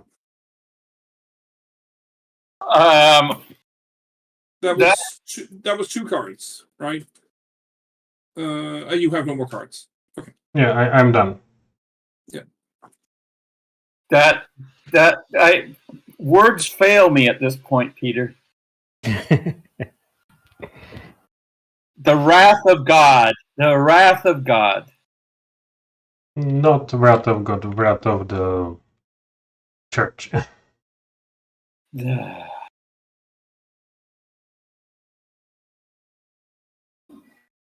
That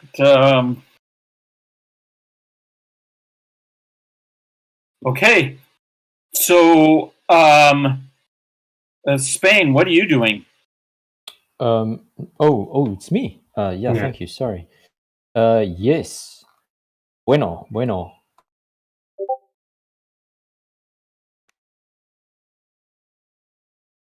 I will play this card. Nudge down. I am the most loyal.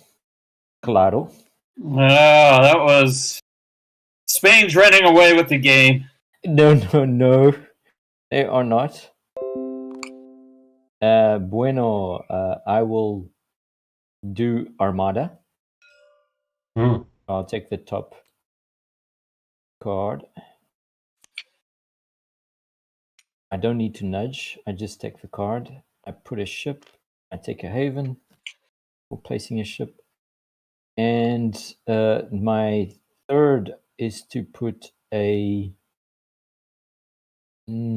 is to do the most infamous of slave trade action.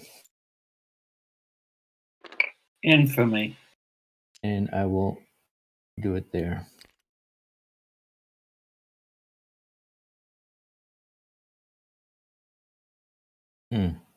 And that is all I can do. I need to discard down to 3 cards. You're allowed to play 3 cards if you want, right? But right, because you can't play Haven cards now because you're no longer Callow. Okay, yeah. Yeah, exactly. I cannot do Yeah. any of that. So I will just discard 1 Haven card. Maybe that was a good one. And I'll keep these. And my turn is done. All right. So then it's my turn. I am going to play my mission card. So I get nudged further upwards. And then can I choose the actions in any order I want? Yes. Do I have to Correct. Yes. Okay, so that means I'm definitely, as far as I can tell from the Rosetta Stone, I'm definitely taking 2 Haven cards. Yes. So I might as well just start by doing that. You can press 1 on deck too. Oh, yes, of course. Hang on. Let me just... All right.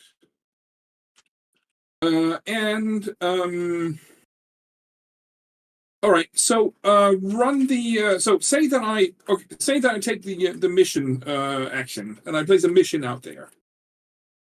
What are the consequences of doing that?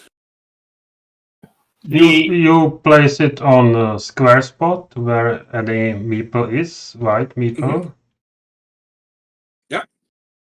But So- most important probably for you is look what will be next goods. Yeah. Because if you place it in spot, then it will be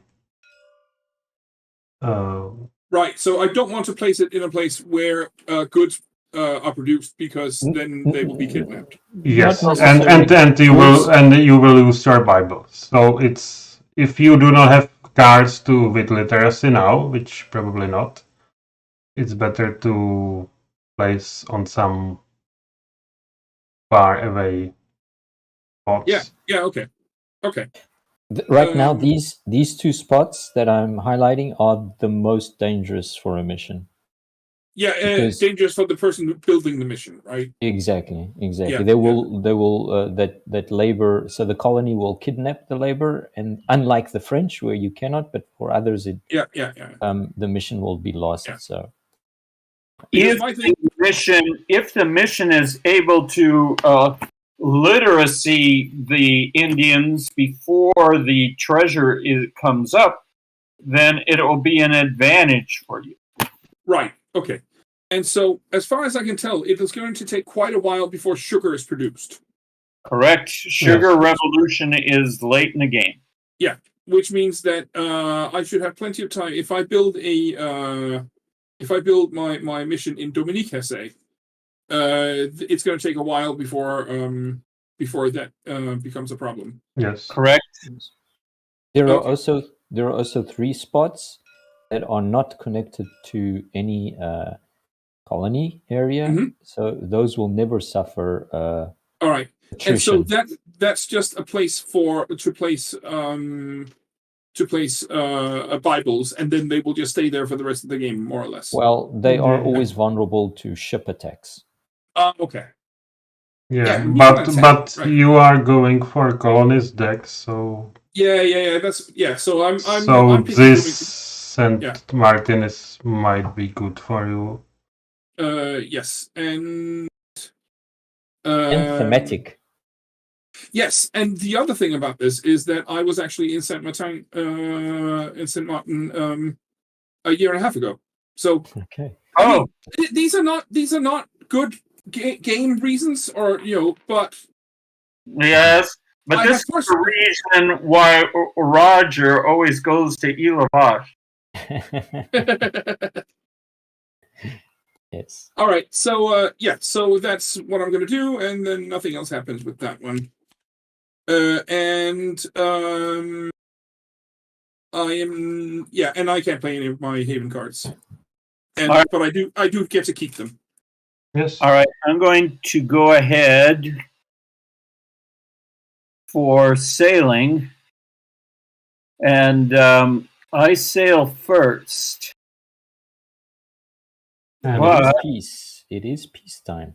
So it's privateer, so you can legal export.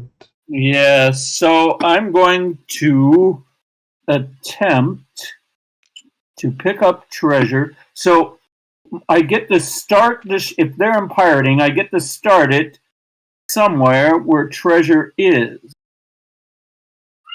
And if I start it here, there's 1, 2, 3, and I escape.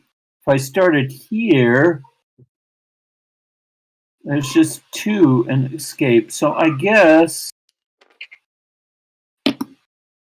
I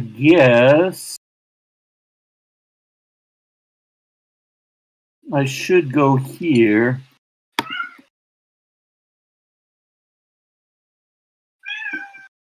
How many haven cards do you have, Spain? 3. Holy. Nice.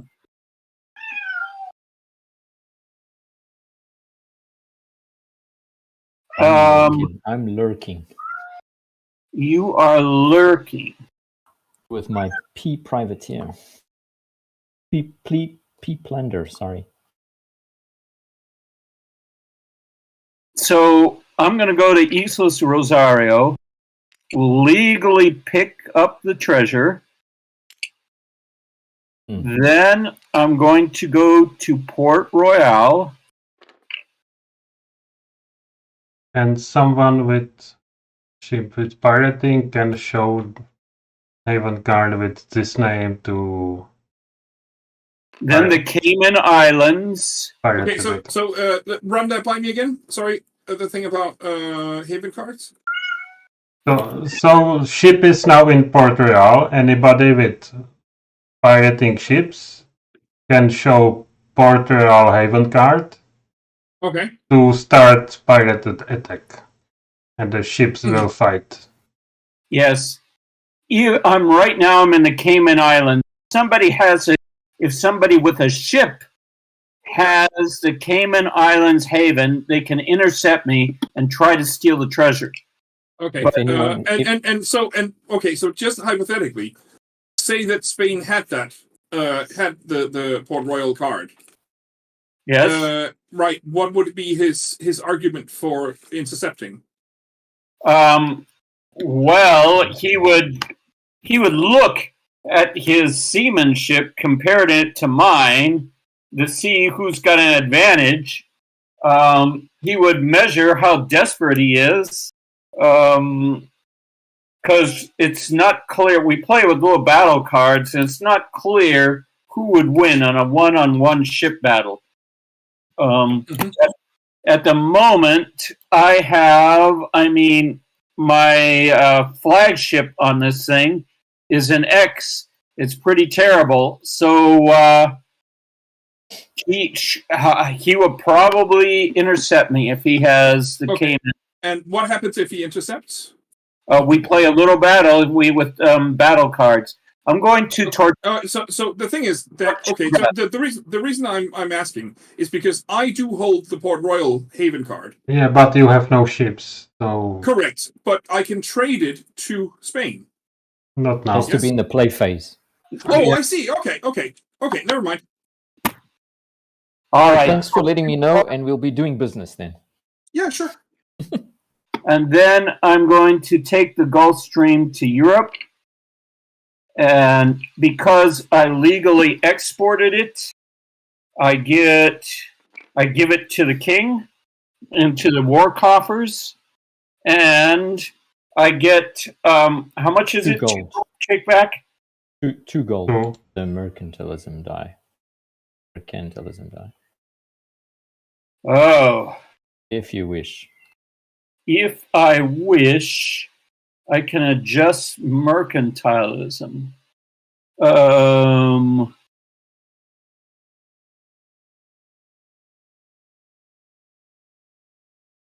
I guess I do want it higher. All right. I think that's a bad idea, Phil. If for gold, I'll make it lower. I mean, if I'm going colonist, right, I'm interested in going lower, right? Yes. I don't know how to. yeah. I don't know how to create tax rebels yet, but You also do need a peerage to be able to win. yes, Yeah, one thing at a time. You can Sure. see you can see a revolt here on this card. But at any rate, for gold I'll lower it, but otherwise that's it for the sailing phase. Oh no, I'm sorry. There's Spain.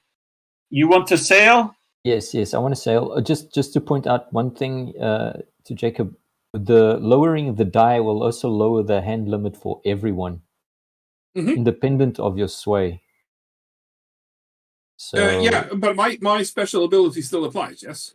Your special ability still applies with but you can only have 2 cards, 2 non-haven cards. I mean, it does. But still, that is like, as far as I can tell, it is to my advantage to lower the hand limit. Yes. So yeah, Phil, I'll pay you 1 gold to lower the mercantile die rather than increase it. Okay, I accept. I do not. And do you also affect Spain because they can play only two that's the actions? Thing. Right. I do not understand why everyone is focused on Spain. I'm focused on myself. I am focused on myself. Nada. I'm taking you down in the same, at the same time, which is seems like a reasonable thing, a bonus. But I'm primarily trying to win myself. I'm not going to, but I'm trying. Okay, then there is something I can do with the help of the English.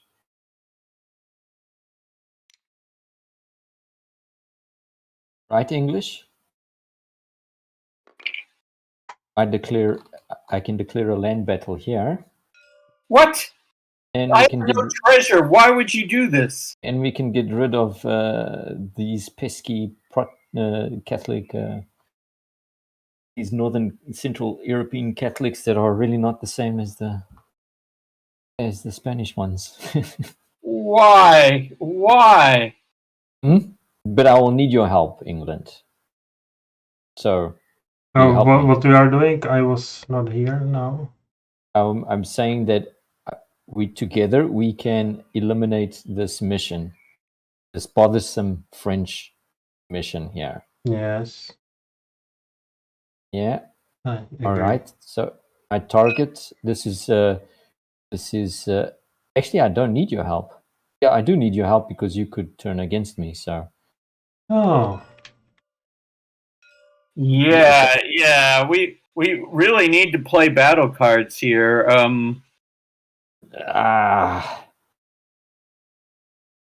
Well, we don't need to. Well, we don't need to play battle cards because there's only 2 players in doubt.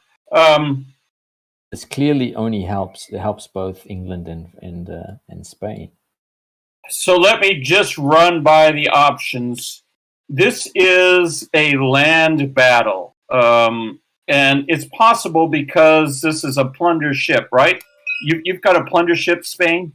Yes, and as Spain, I cannot use the plunderer to get my treasure, to get treasure at my colonies. Right. So to fight a land battle, you count the colors for or against, and if there's other players there, they can throw in either again for the fleet or for the defenders. So the battle right now is between these nasty pirate ship and the peaceful Jesuits that are living here. Now, if you've seen the mission, you know how this turns out. But at any rate,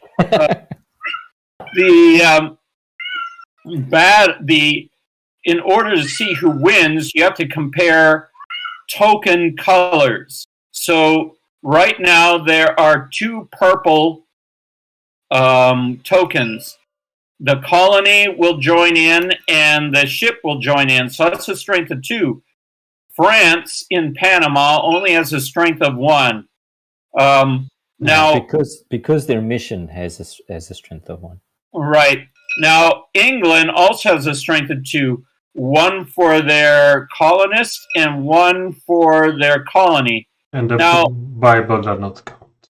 Yeah, the Bible's only a missionary, and he has no combat strength. So this is an exception to the rule that says every token of your color has a strength of 1. That's except for Bibles. So if the English decide to throw in with the heroic Jesuits, then that I see. means Spain will lose their ship. They'll lose the battle and their ship will sink. If, however, they take the coward's way and join the evil Spanish, then the mission will die. Will be burned down. So Okay. I'll only do it with the guarantee that the English will help me. I will not draw battle cards. If England says they want to draw battle cards, then I will back away. I'm not going to take the risk. No battle cards, I think. I choose. Only me. Yeah. Technically, once you announce the battle, now England can go either way and either sink the Spanish or not. Now, you can give a promise, but this promise is not binding. Well, I haven't announced the battle. I only announced an intention to come here. I was talking to England. I can come here and I can do this. You can see, England, how much he trusts you. So, How much will you pay me for helping you? I will pay you. How much do you want? One Bible, 1 gold.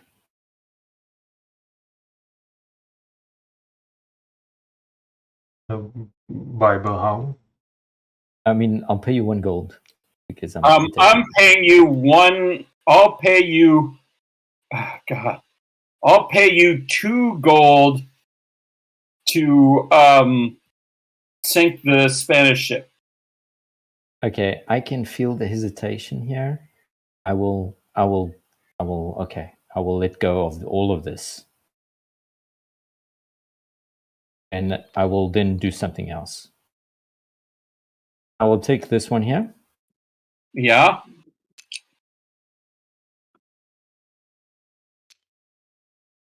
England. Shall I take this one here?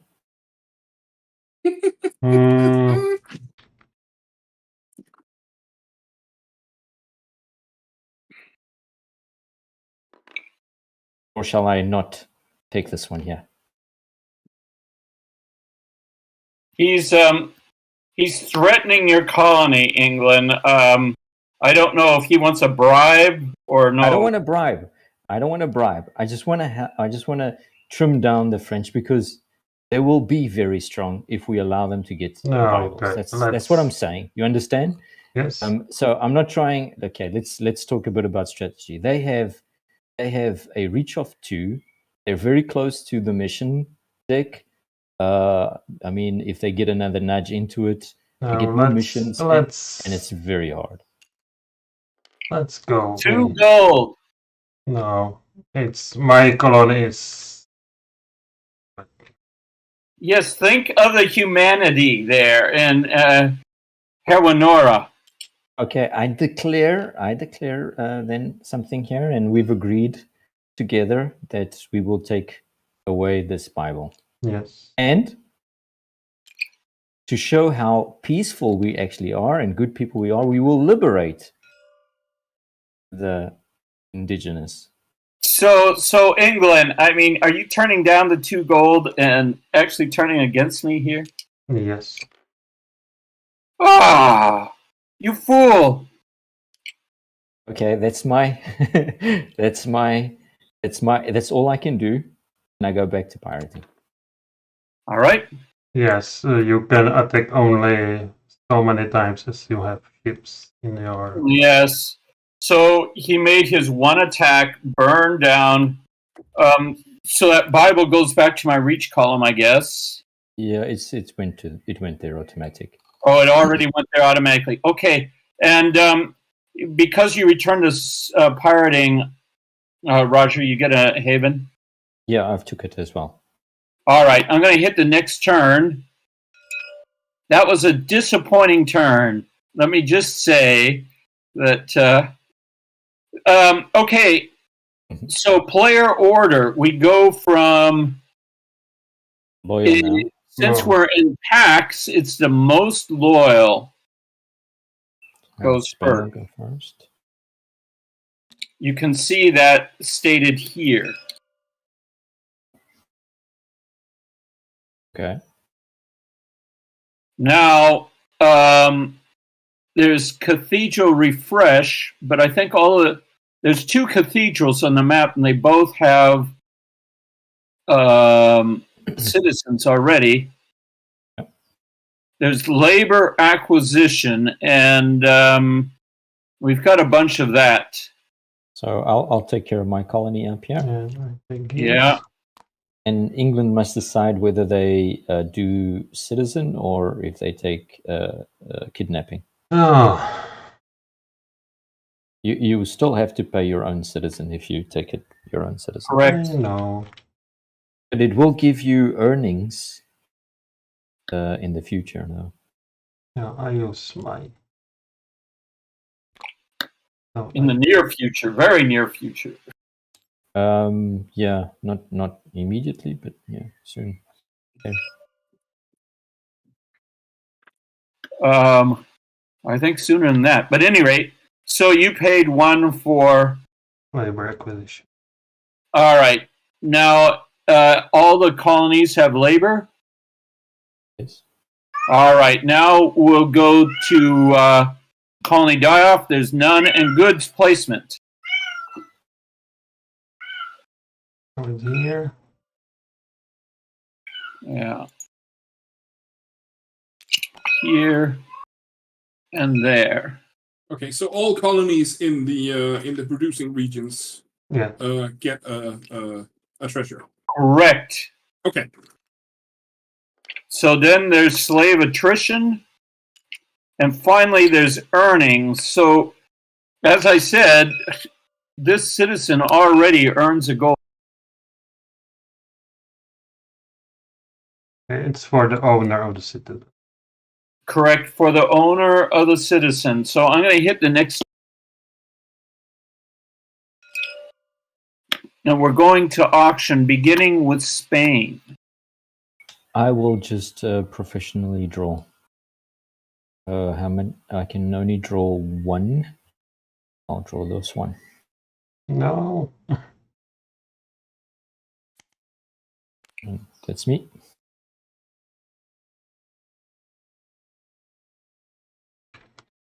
Hmm.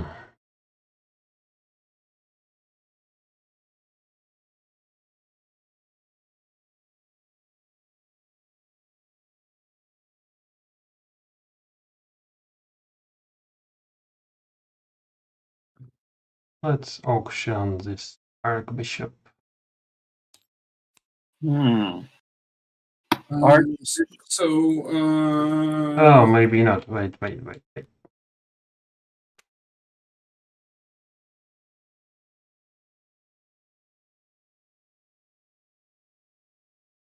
Does not look so nice for me.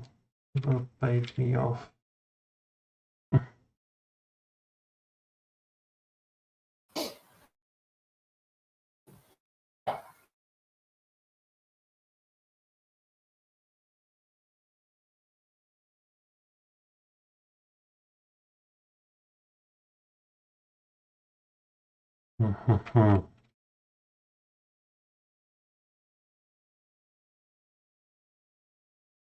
Now let's try it.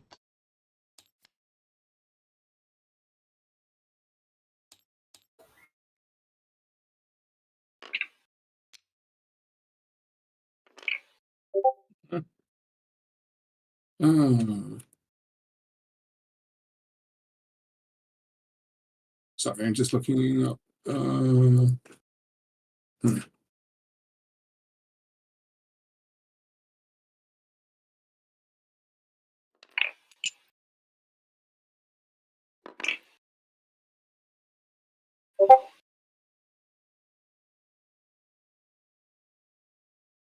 Actually, hang on. Let me just change one.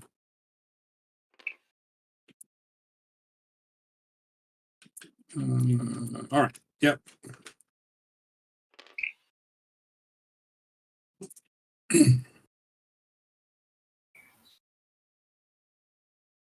Okay, we're still Spain. You are auctioning. No, it's England that's auctioning. Oh, England is auctioning. I'm sorry, I missed this. And they're auctioning a royalty card, Yes. most righteous with a down nudge. Wait. Oh, wait. Hang on. Sorry, I'm.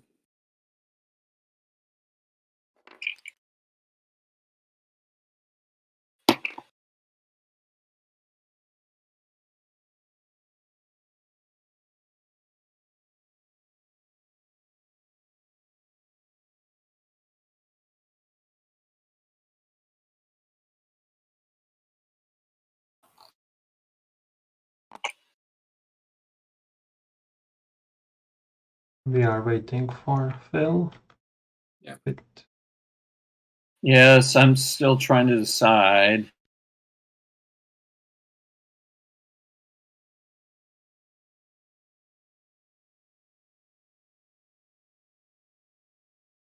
God, it's so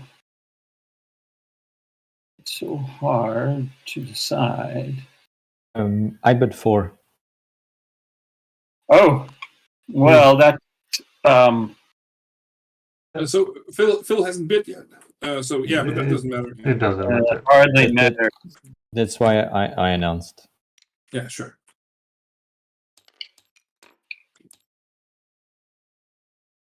Just to help my English friend.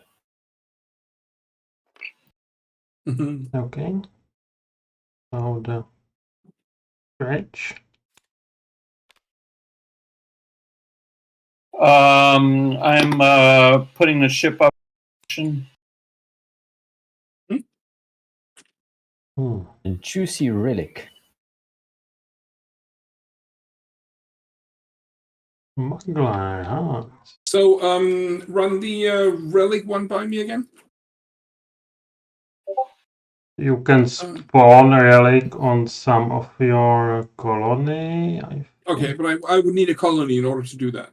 Yeah, but if you take the relic to Europe, it can be 8 gold, I think. Or you can keep. Yeah. You can see some of the relic options here. Okay. However, an important thing about the relic is this. It can count as one of Peerage. All right. So, but right now I don't have a colony, which means that I couldn't. No, can you only place it on your own colony, the relic? Yes. I think that's what it says. Okay. Where was it?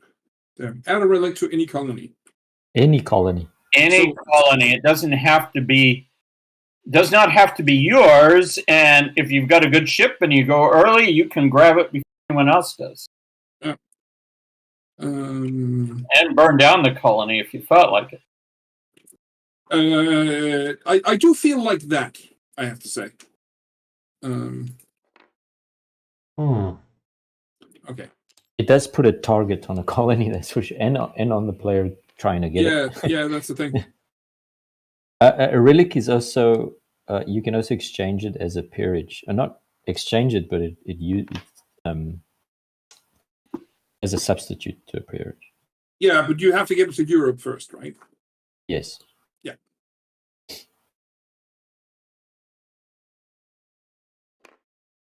My. Wait, I will take this back. I'll take this back. I bid 4, so it doesn't matter. Oh, you bid 4? Okay. Right. And you gave 4 to the French. Wow.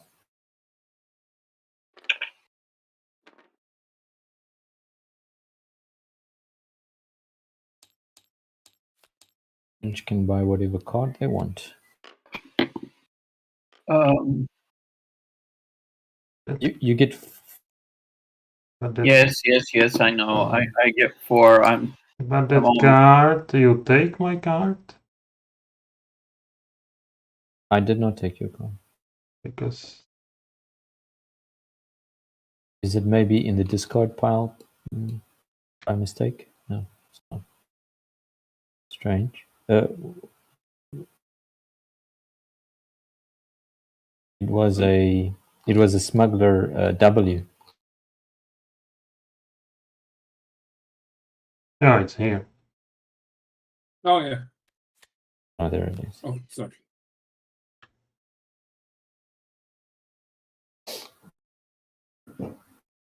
Oh, the Dutch.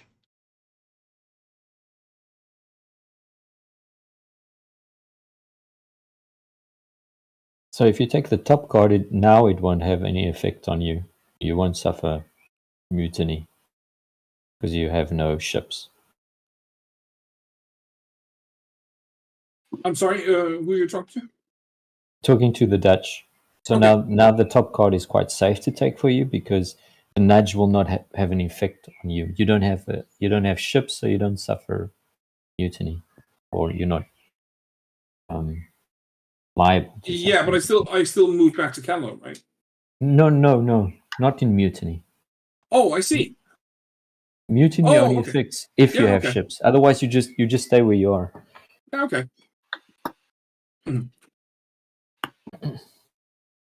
All right. So it's my turn. Sorry. Yes. So you can take colony card for free. Yeah. You can put something for auction, or yeah, I think it might be a good idea to take to just take the auction card for the colony card for free. Probably. I can just only take the one, but I will do so. There we are. Yep. Oh, next turn. Play phase. So we have, or I have 2 sway of 2. Okay. I will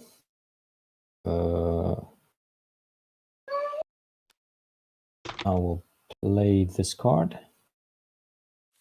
Nudge down. I'm not the most righteous, unfortunately. And I will pay the privateer, the literal marquis. And I will take away the friendship. What? Literal marquis.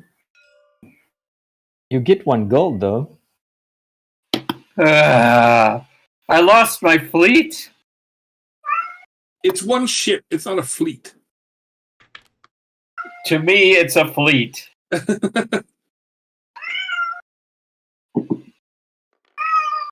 Do I get to take a heaven card, or I forget now? Section. You get. The text yes, heaven. You get a haven card, I believe. Okay, so that was my 2 actions from this card. Spain is running away with the game. Sorry, Yes. wrong situation. There. Now I have to decide. Well, I should maybe. I need to decide legality right now, right? Yes.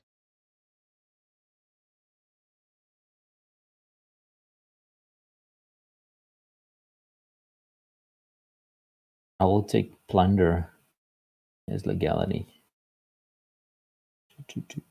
So what he's doing is choosing his flagship. Oh, okay. Actually, privateer. Privateer is maybe. Yes, I'll be nice. Nice. I'll be nice. And I'll be privateer. And I have to discard down to 2 cards. That's really bad. Phew. Okay, I'm done. England, your turn. With legal export, you cannot take treasures from my colonies, right? Oh, you have that relic. I should have taken a plunderer. With legal export, I can only take from a friendly port. As it says here. Sorry? Yeah, So yeah. I can take from your colony, yes. Yeah, As legal export. that's So good it for says me. a relic can never be loaded by legal export except in a friendly port. What does that mean exactly? I don't know where you're reading. What is the legality of your ship? Privateer in peace. Okay.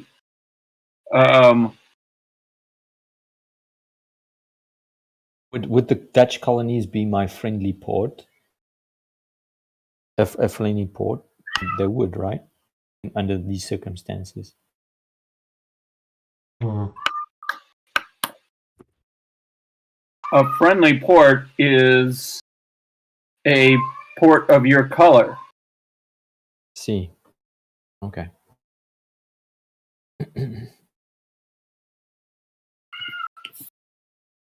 So I played ship, so I notch up, I get ship to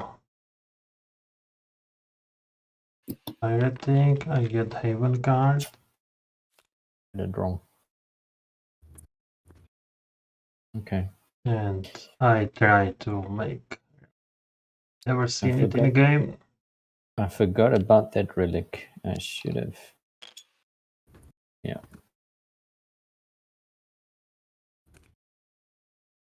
Was quite Okay. afraid. Yeah, the good that you didn't say anything. My memory is not good. So I'm done.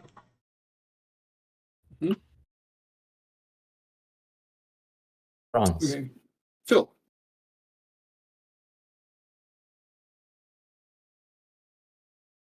Oh, it's my turn. Yes, sir. Well,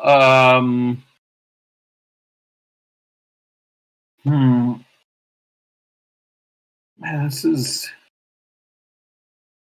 a difficult question.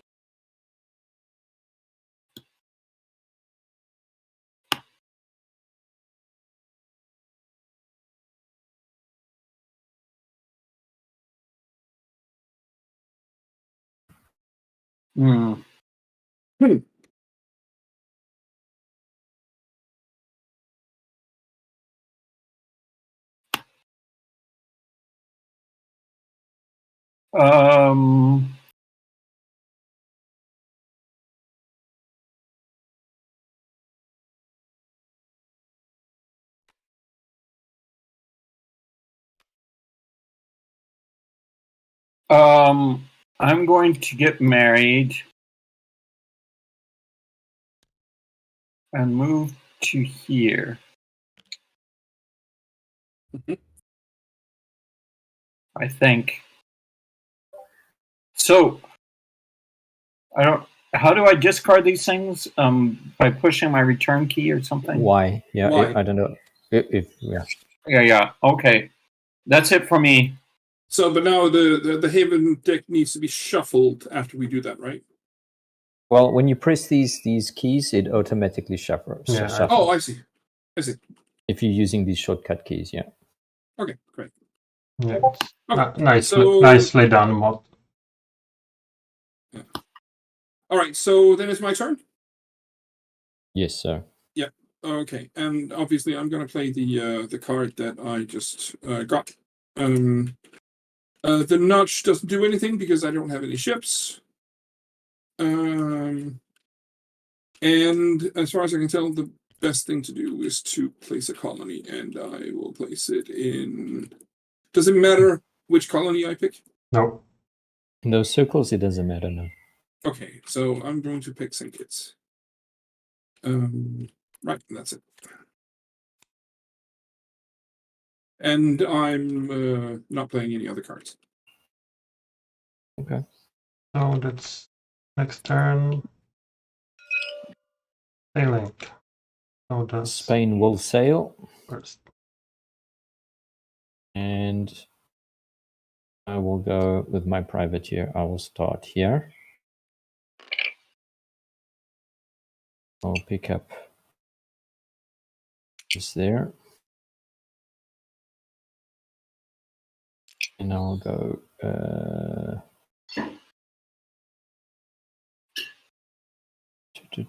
let me think.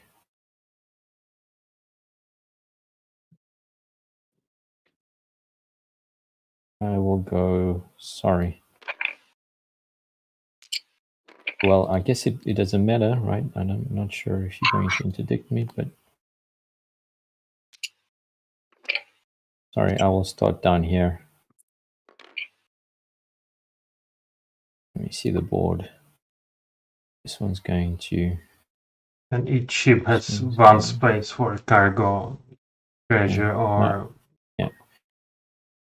Yeah, so I will start here. I'll take this one.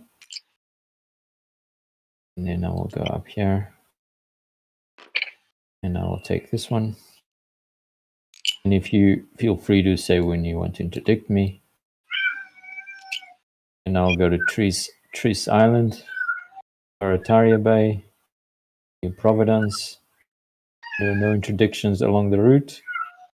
So the only person who can interdict is the English, right? Yes. Yeah. But, I pause a bit to see if he wants.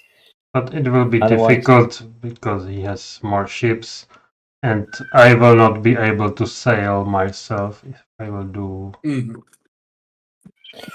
And I arrive back and I unload 2 chests, for which I get, with my grandee privilege, I get 4 reward instead of 2.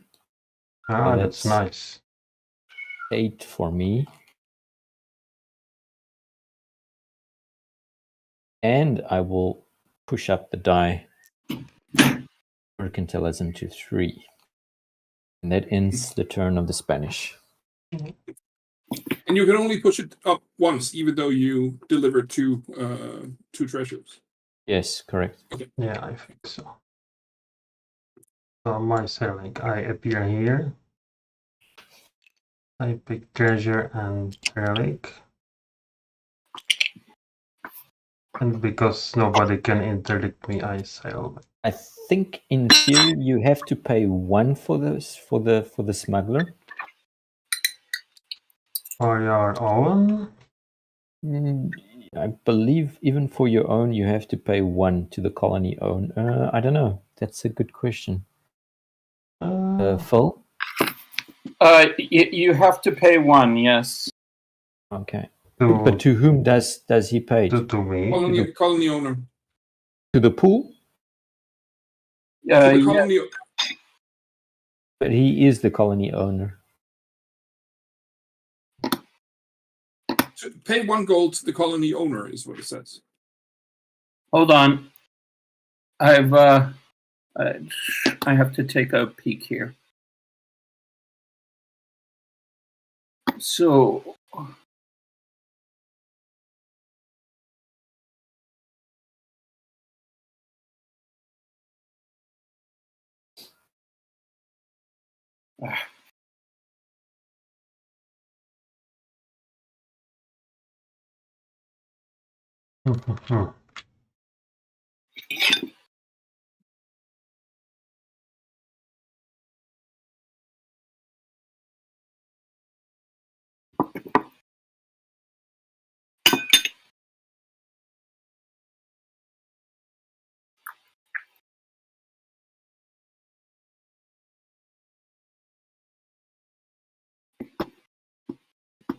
I think I can do the legal export to coffers.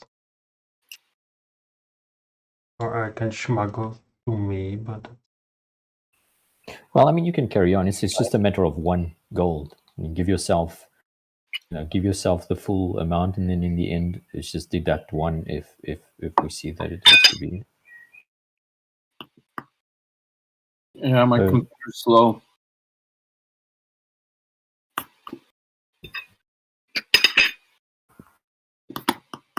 yeah, and it says if the smuggler is reaching Europe, the treasure is mine for 4.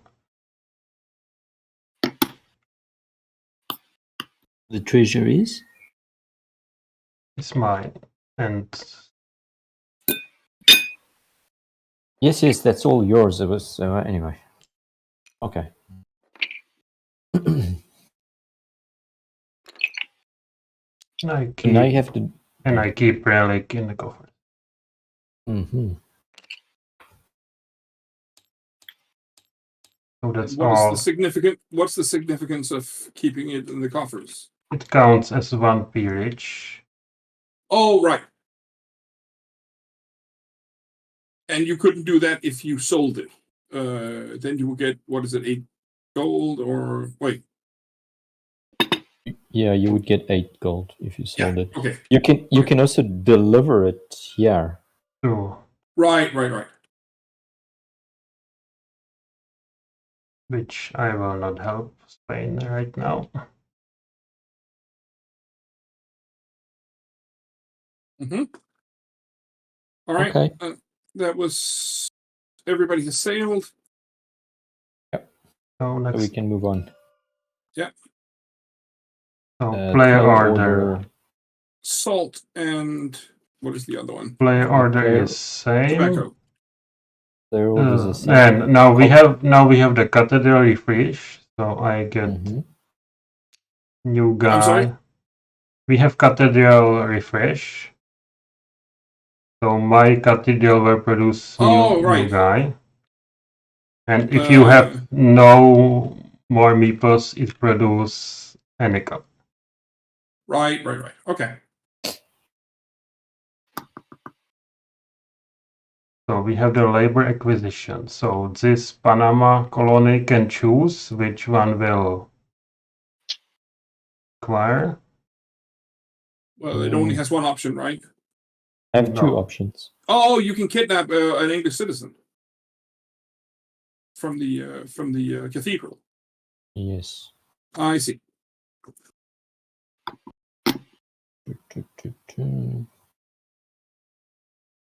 I think well, one. This And is, what is the reason to not pick the English citizen? You will not pay. just to not give So them. I'm sorry. The rules say that the smuggler flagship loads treasure by paying a $1 bribe to the player owning the site. You pay separately for a chest and a relic. Smuggling is not a land battle. But he's So- not going to pay to himself. Yes, the $1 bribe to the player owning himself, to the player owning the site.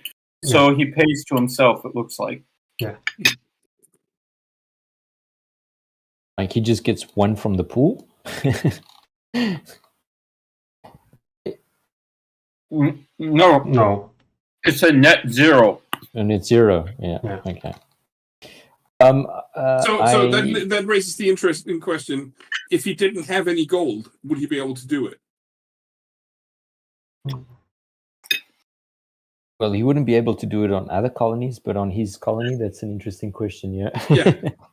Anyway, but it's very edge case. Yeah. Anyway, doesn't matter. Right. So back to the thing. What happens if you choose to acquire the English citizen? I have to pay 1 gold to the English, and I have what is called a refugee, I think is the name that's given. and that's it. And they sit on my colony. Okay. But And other every than that- time there's earnings, whoever the owner of the meeple will get earnings. So in this case, Oh, I this see. I see.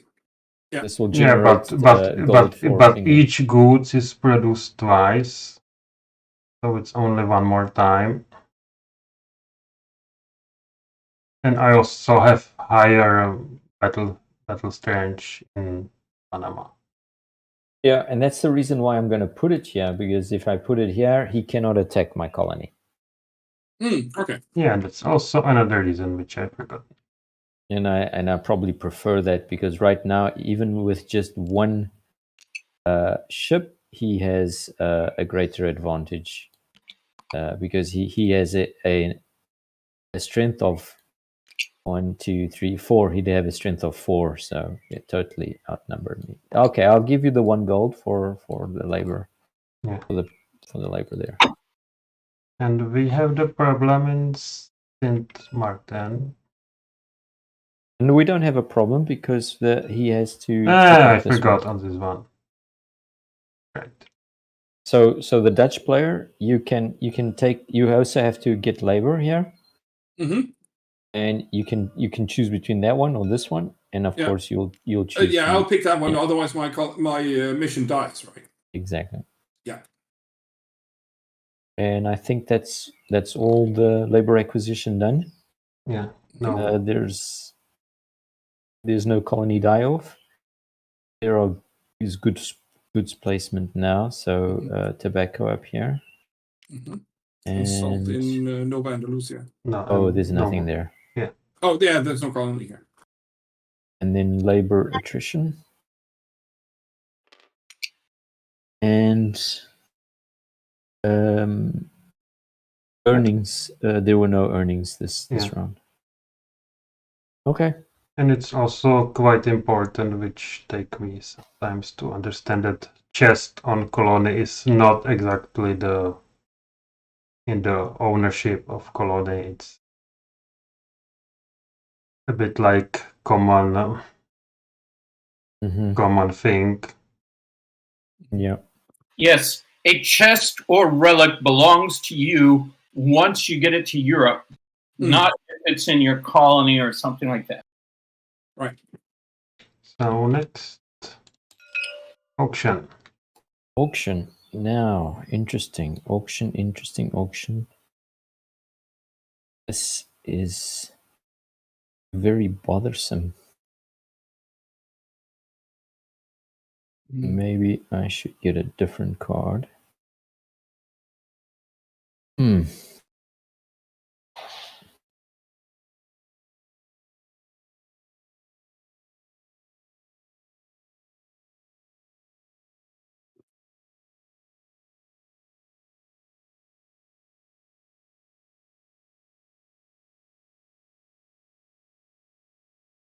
Let me quickly read here the Rosetta Stone.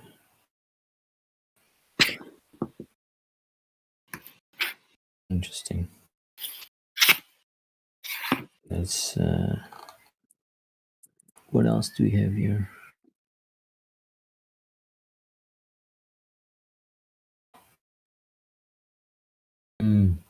My reach is only 1 still.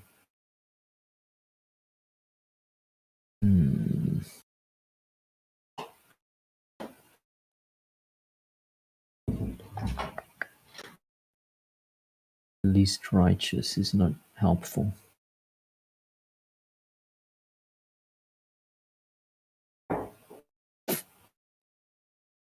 That's not good. So just to clarify, so everyone except the English are the least rightful right now.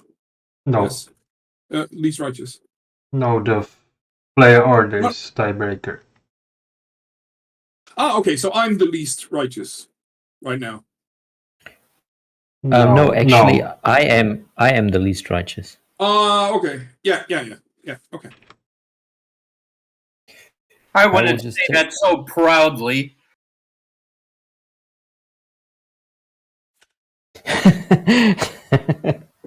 That's not the card that was there. What happened there? I took professional draw. Oh, okay. You took. Okay. So my turn. I do professional draw with ducats. 1.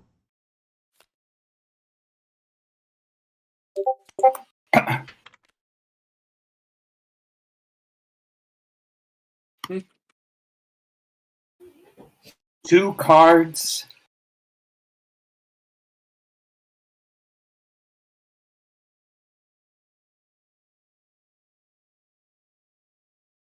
Yeah, I think the English are going to start going missionary strong. Yeah.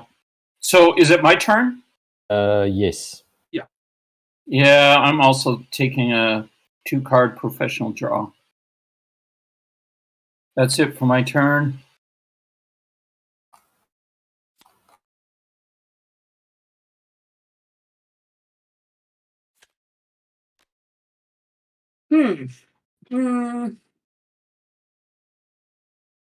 I mean, the Danish West India Company seems thematic, doesn't it? Indeed.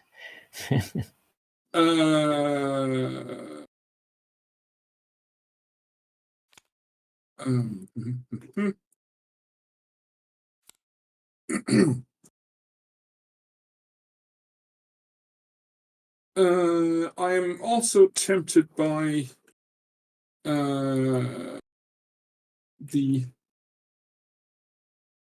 the ship out there, though I'm not sure it's quite as good.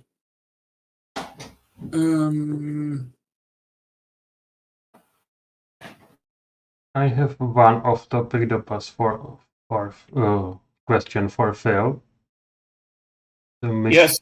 The mission card has the names. There are some church societies like Marches, Mexicó Kingdom. Yes. Because I have 2 cards with the same name, but they are different. I am not sure if it's intended or not. Really? And what is this name? Cimarrones. All right. I will look on the car.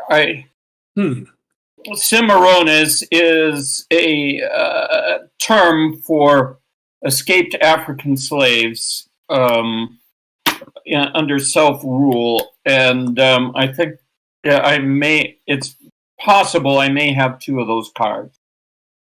It's card 35 and 39. All right, 35 and 39. Okay. And you already said one was Mosquito and the other was Mauritius, yes? No, they are both Cimarrones.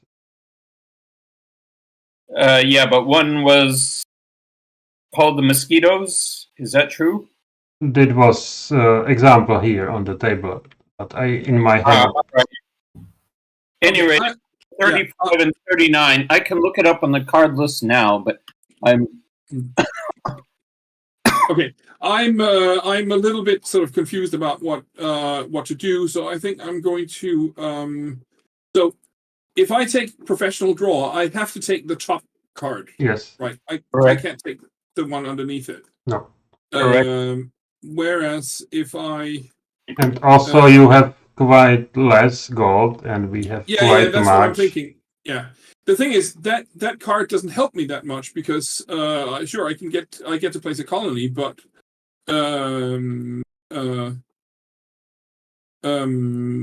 it's gonna have labor issues, right? Yes, quite Well, quite soon. Yes. But your sway is 2. My sway is 2. So you can put a colony and you can do slave trade if you are comfortable with it. Like from that card. That card. Yeah, sure. Yeah, sure. Give me a second. So that puts a white meeple on it, and right. Okay. And other options is place 2 colonies and unlock sway 3, but it's a bit risky. Yeah. Well, I mean, there are positions. I mean, this one you will get a meeple there. It's safe. There's a colony spot here that you can get a meeple. Yeah. Even this one, you can get a meeple. Yeah, exactly. Yeah. And so I'm also looking at the goods that are being produced next turn, but obviously that's like not necessarily, given that I don't have any ships. That's probably not a that's not necessarily a good idea for me to worry about. Yeah, so producing is not good for. I'm sorry. So producing. Yeah. Is not good for you because you will lose the labor. Yeah. All right. Well, if you put another colony here and you do the slave trade here, you're just strengthening your position here for the future. Oh, right, because it's going to be more difficult for you guys to attack that area. It would be two. But don't forget, you'll have three. You have two colonies here with. You really need to try and get a mission here. But as soon as sugar is created, both of them will lose their labor.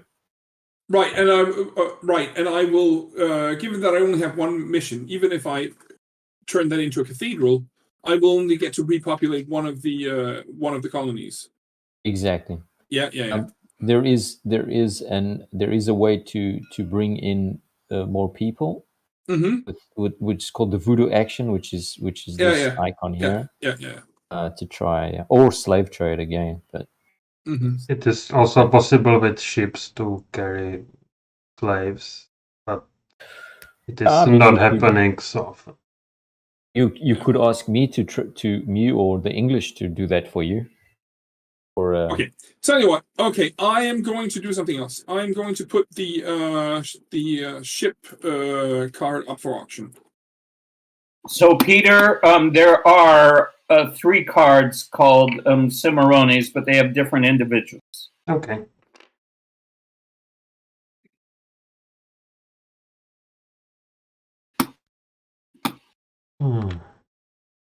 Nice card.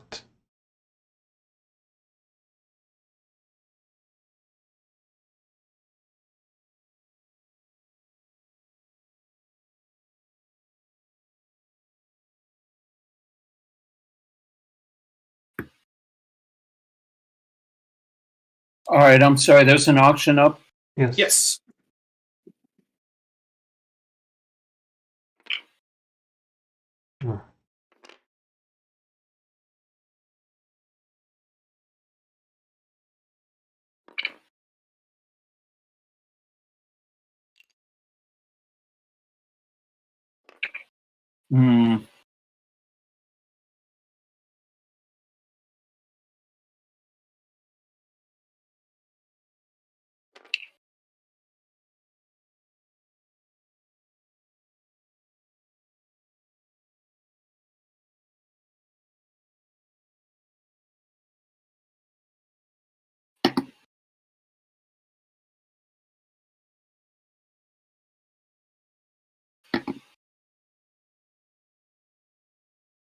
A difficult auction. I'm glad to hear it. I put it up because I figured somebody would bid for it, and that would solve some of my money problems.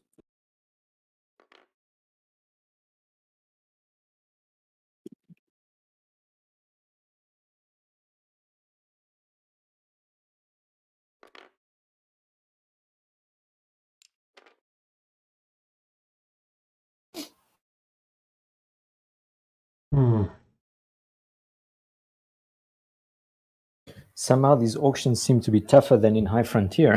Yeah. Implications here are. Yeah, this is a tough auction. Who was a fool to put the smuggler up for bid? What do you mean, fool? Oh, I didn't mean fool. I meant odoogling in Swedish. Yeah, the problem is I do speak. I understand Swedish, so. Oh no! It doesn't help. No. I noticed you were speaking German a little while ago. I understand quite a bit of German as well. Yeah.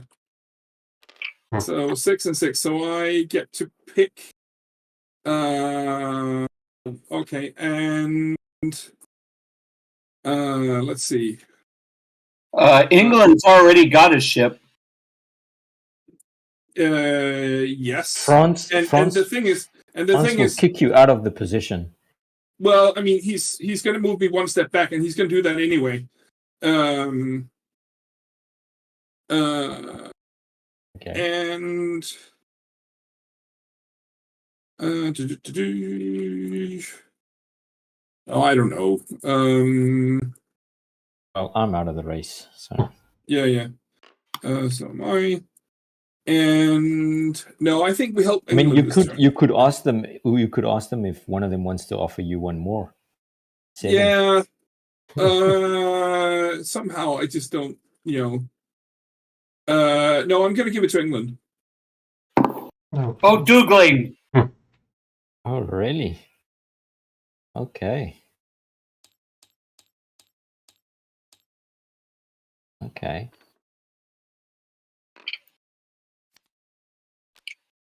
I was supposed to win that. Well, I mean, a bit higher. I mean, that was the whole goal for me, right? To make people bid. So.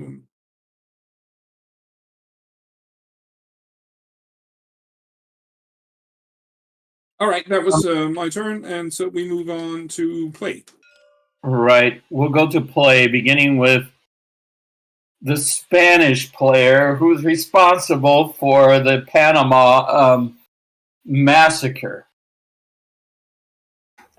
No te entiendo. Perdón, mas no te entiendo, señor. I was actually going to hold out, but now that things have changed, they look quite juicy. Well, kind of juicy. My hand is very eclectic.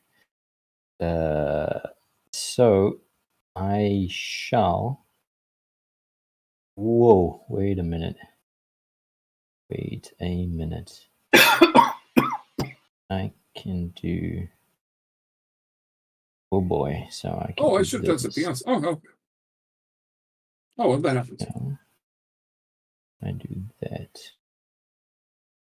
No.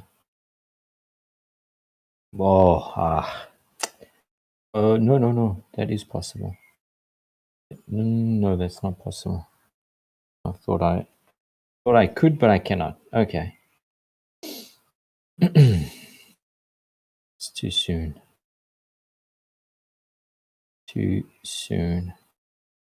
But I think I will put that one. Yeah, I might as well. Oh, Peter, I just wanted to mention that this colony, the failure of this colony historically bankrupted all of Scotland. Maybe not today. I think the Spanish will have to fold. My computer just crashed. I'm sorry. What? Yes. You again? Again. Oh, sorry, Phil. And I think it's gonna take to